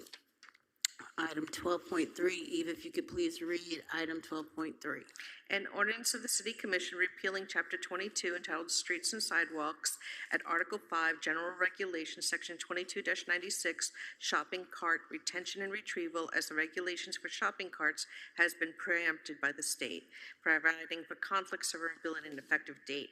Very quickly, 5 years ago, the state changed the law. We could not regulate shopping carts. We had it in 2 sections of our code.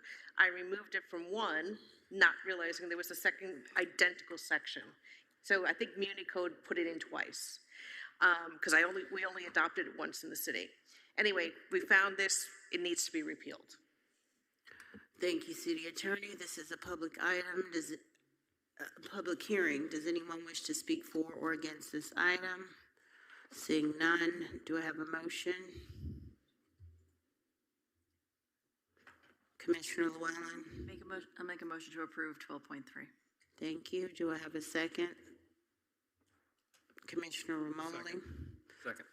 All in favor say aye. Excellent. Item 12.3 passes unanimously. Item 12.4, Eve, if you could please read item 12.4.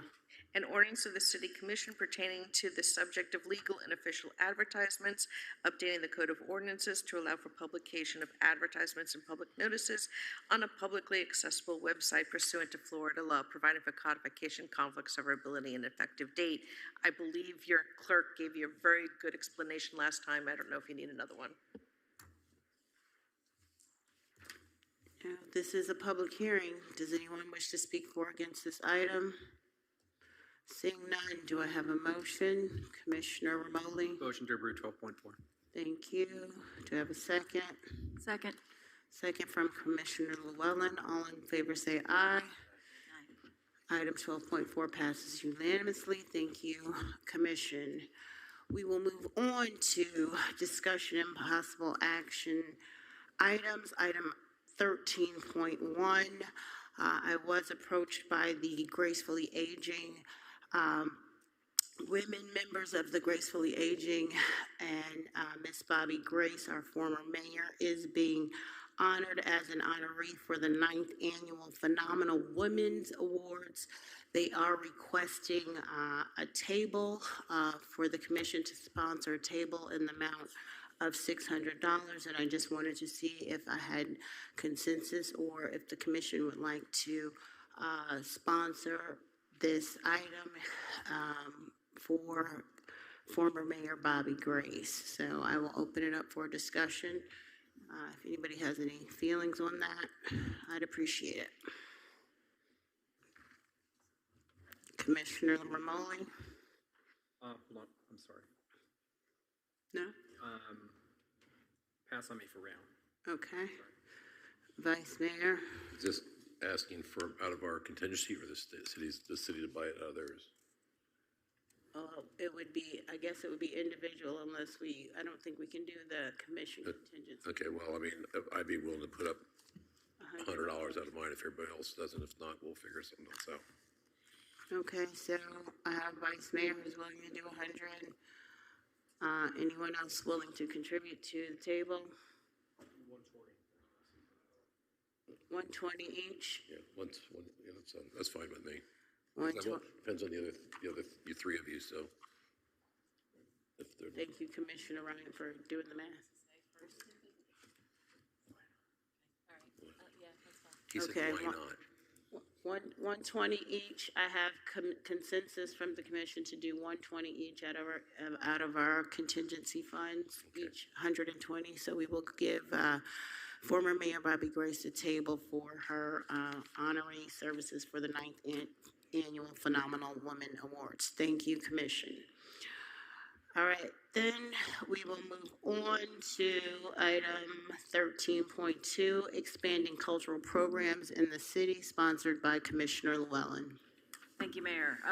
So I put just a brief little memo together on this as my backup, just to basically talk about why I want to do this. We have a lot of programs. We have seniors programs. We have programs for kids. We have educational programs. We have social programs. We don't really have a lot of cultural programs in our parks. And I discussed this a bit with our city manager and seemed to think that it was a pretty good idea. And apparently we've had some research done on it as well to find out how much it would cost. But I'd like to try to start doing some more things in the parks that encourage more cultural involvement and crossing cultures. We have a growing Hispanic population in our city, for example. We went from next to nothing to about, 35% at this point in a very short period of time. And we don't really have programs for people that are a little older, like me, to learn how to speak Spanish, for example. So I wanted to look into starting some language programs that we could provide, hopefully for a nominal fee, for adults, kids, all ages, seniors even, and do it in all of the parks. So the research that I didn't have at the time I did the memo, but now have, I believe they've looked into this and they can bring somebody in 2 times a week, one for adults, one class for adults, one class for kids. I think it's like $40 to $60 an hour, and they're looking at maybe doing semesters, and we could go from park to park. So it wouldn't just be in one park; it would be in all 3 parks, and give our community an opportunity to learn another language. And we could start with Spanish, and because that seems to be the most prevalent, but we could always add more down the road, see how it goes. And I'd like to see us doing other programs as well, not just languages, but maybe some other programs that you all might have some ideas about to help expand our cultural awareness and involvement in the community. And I just wanted to get some thoughts and feedback and consensus to maybe move forward on this, so that if we move forward on it, they'll do further research and find out exactly how much it'll cost. And I actually was even willing to front the cost from my contingency fund for the first semester if need be.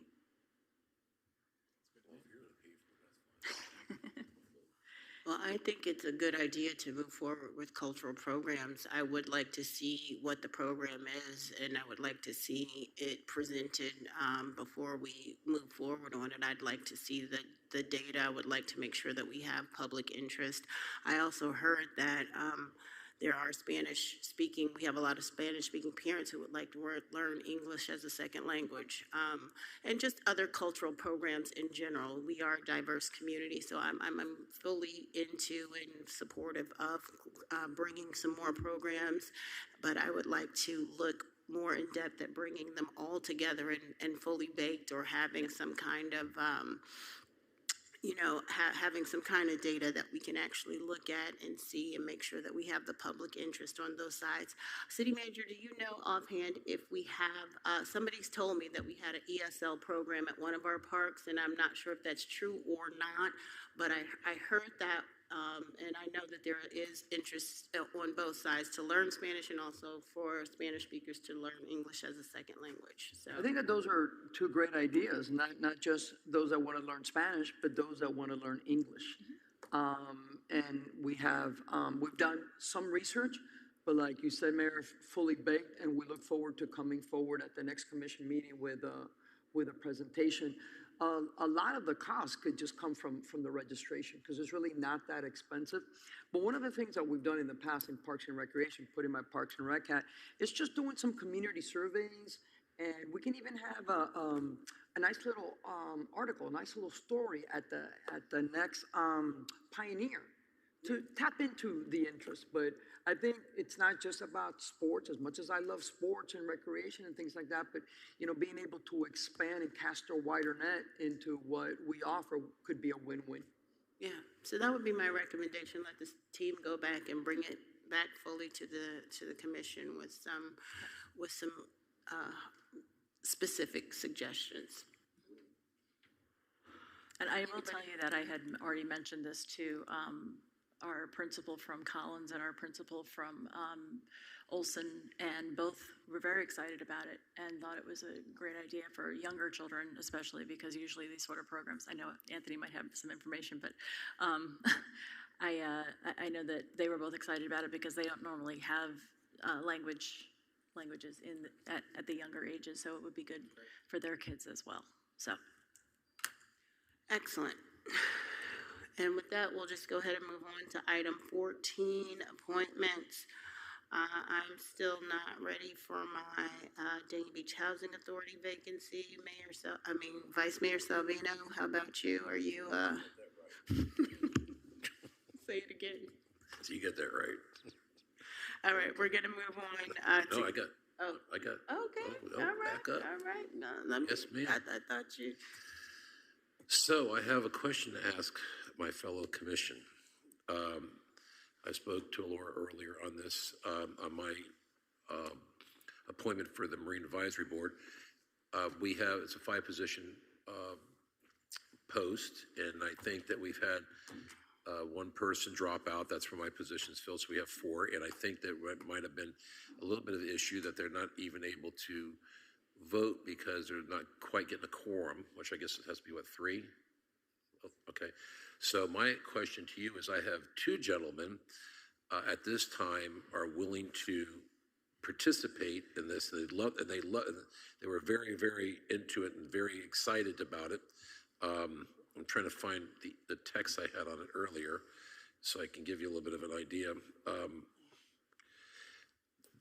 One of them's going to retire in July, and the other one is there. But what I'm going to ask for is ask if we can put them both on and use one as an alternate. If they don't show up, and then because if we have an alternate and somebody doesn't come there, we have it. But just to let you know, the people that want to go there, one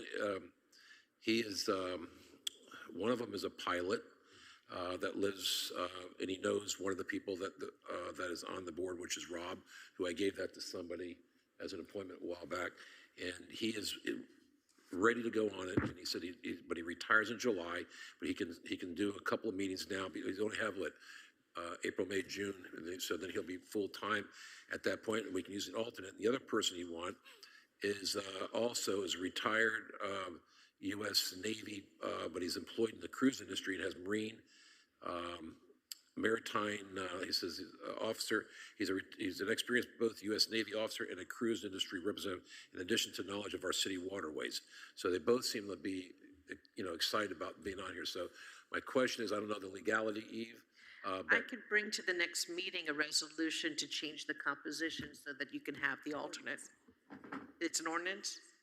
Sorry. Some of them are ordinances, some of them are resolutions, but I can bring the ordinance forward. Okay, so anyhow, what I'll do in the meantime is I will ask you to, I'll appoint the one person. Hopefully he can make it to one of the two meetings before we get to it. Is that okay to do that now? Okay, I'll get you all of his information. The first person would be, his name is Eddie Hoste, Hoste, and it's E-D-D-Y. And I will get you his address and his other information. Or I can give you his phone number now if you want to take it and call him. Okay, thank you very much. And with that, I think you'll be able to fill that position with backup, and you can make it a little stronger with these gentlemen, okay? Is that okay with you, Commissioner Ryan? Thank you.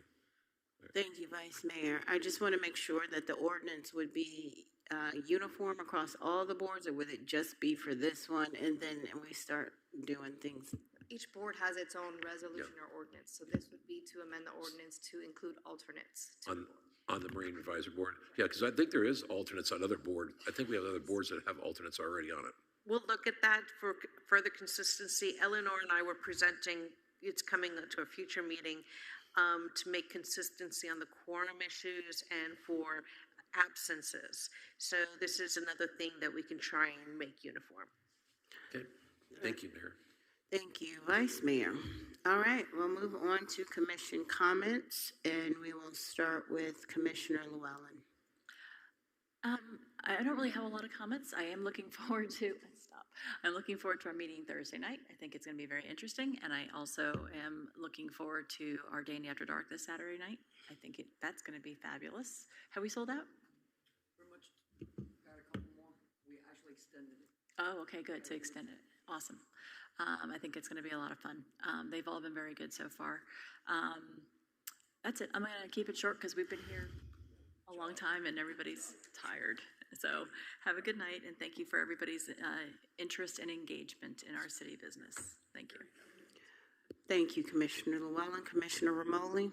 Thank you, Mayor. And again, I echo Commissioner Llewellyn. Thank you for all your engagement this evening, and good night. All right, thank you, Commissioner Romoli. Commissioner Ryan.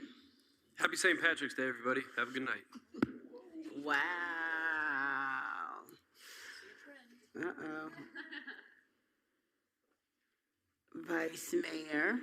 I love my commission tonight. Thank you. Good night. Happy St. Patty's Day. Wow.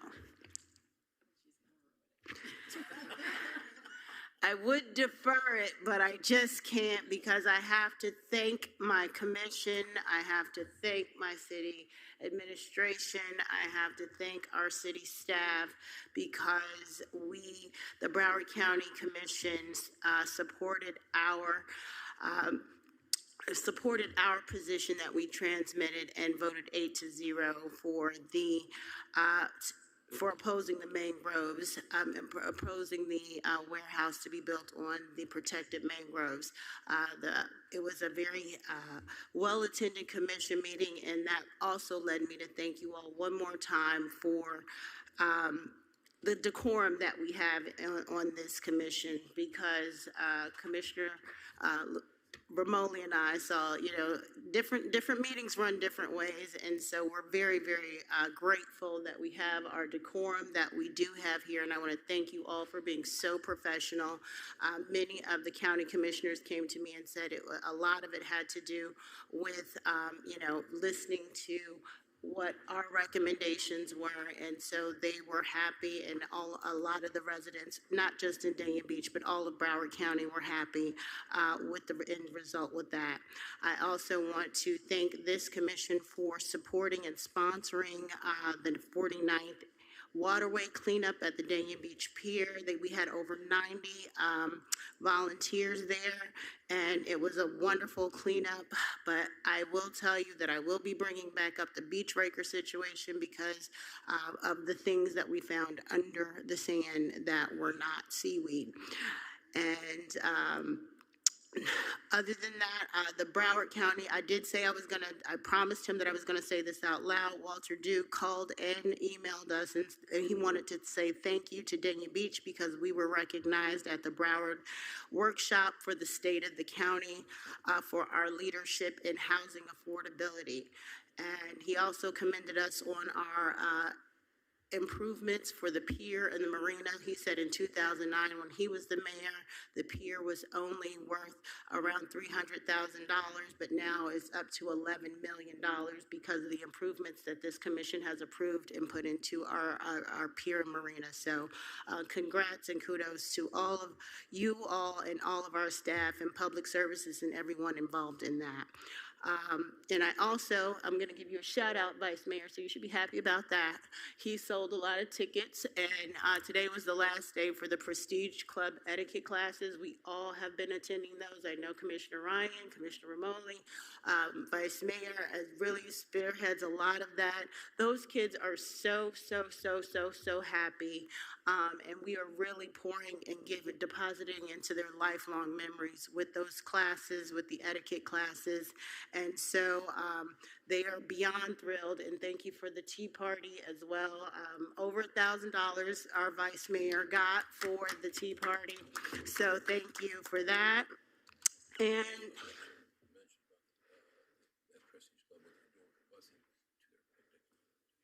well, now you want me to talk, but no. Well, I don't know about the busing. No. Well, go ahead, Vice Mayor. Go ahead and tell about the busing. We're on the topic. Well, I just heard that from the Prestige Club that you were there, and a lot of you there, and they were going to work on getting some transportation from the schools to bring them to their big picnic that they have every year, where they have all the over 3,000 people as it is, because the Prestige Club presents it to families that can't do much.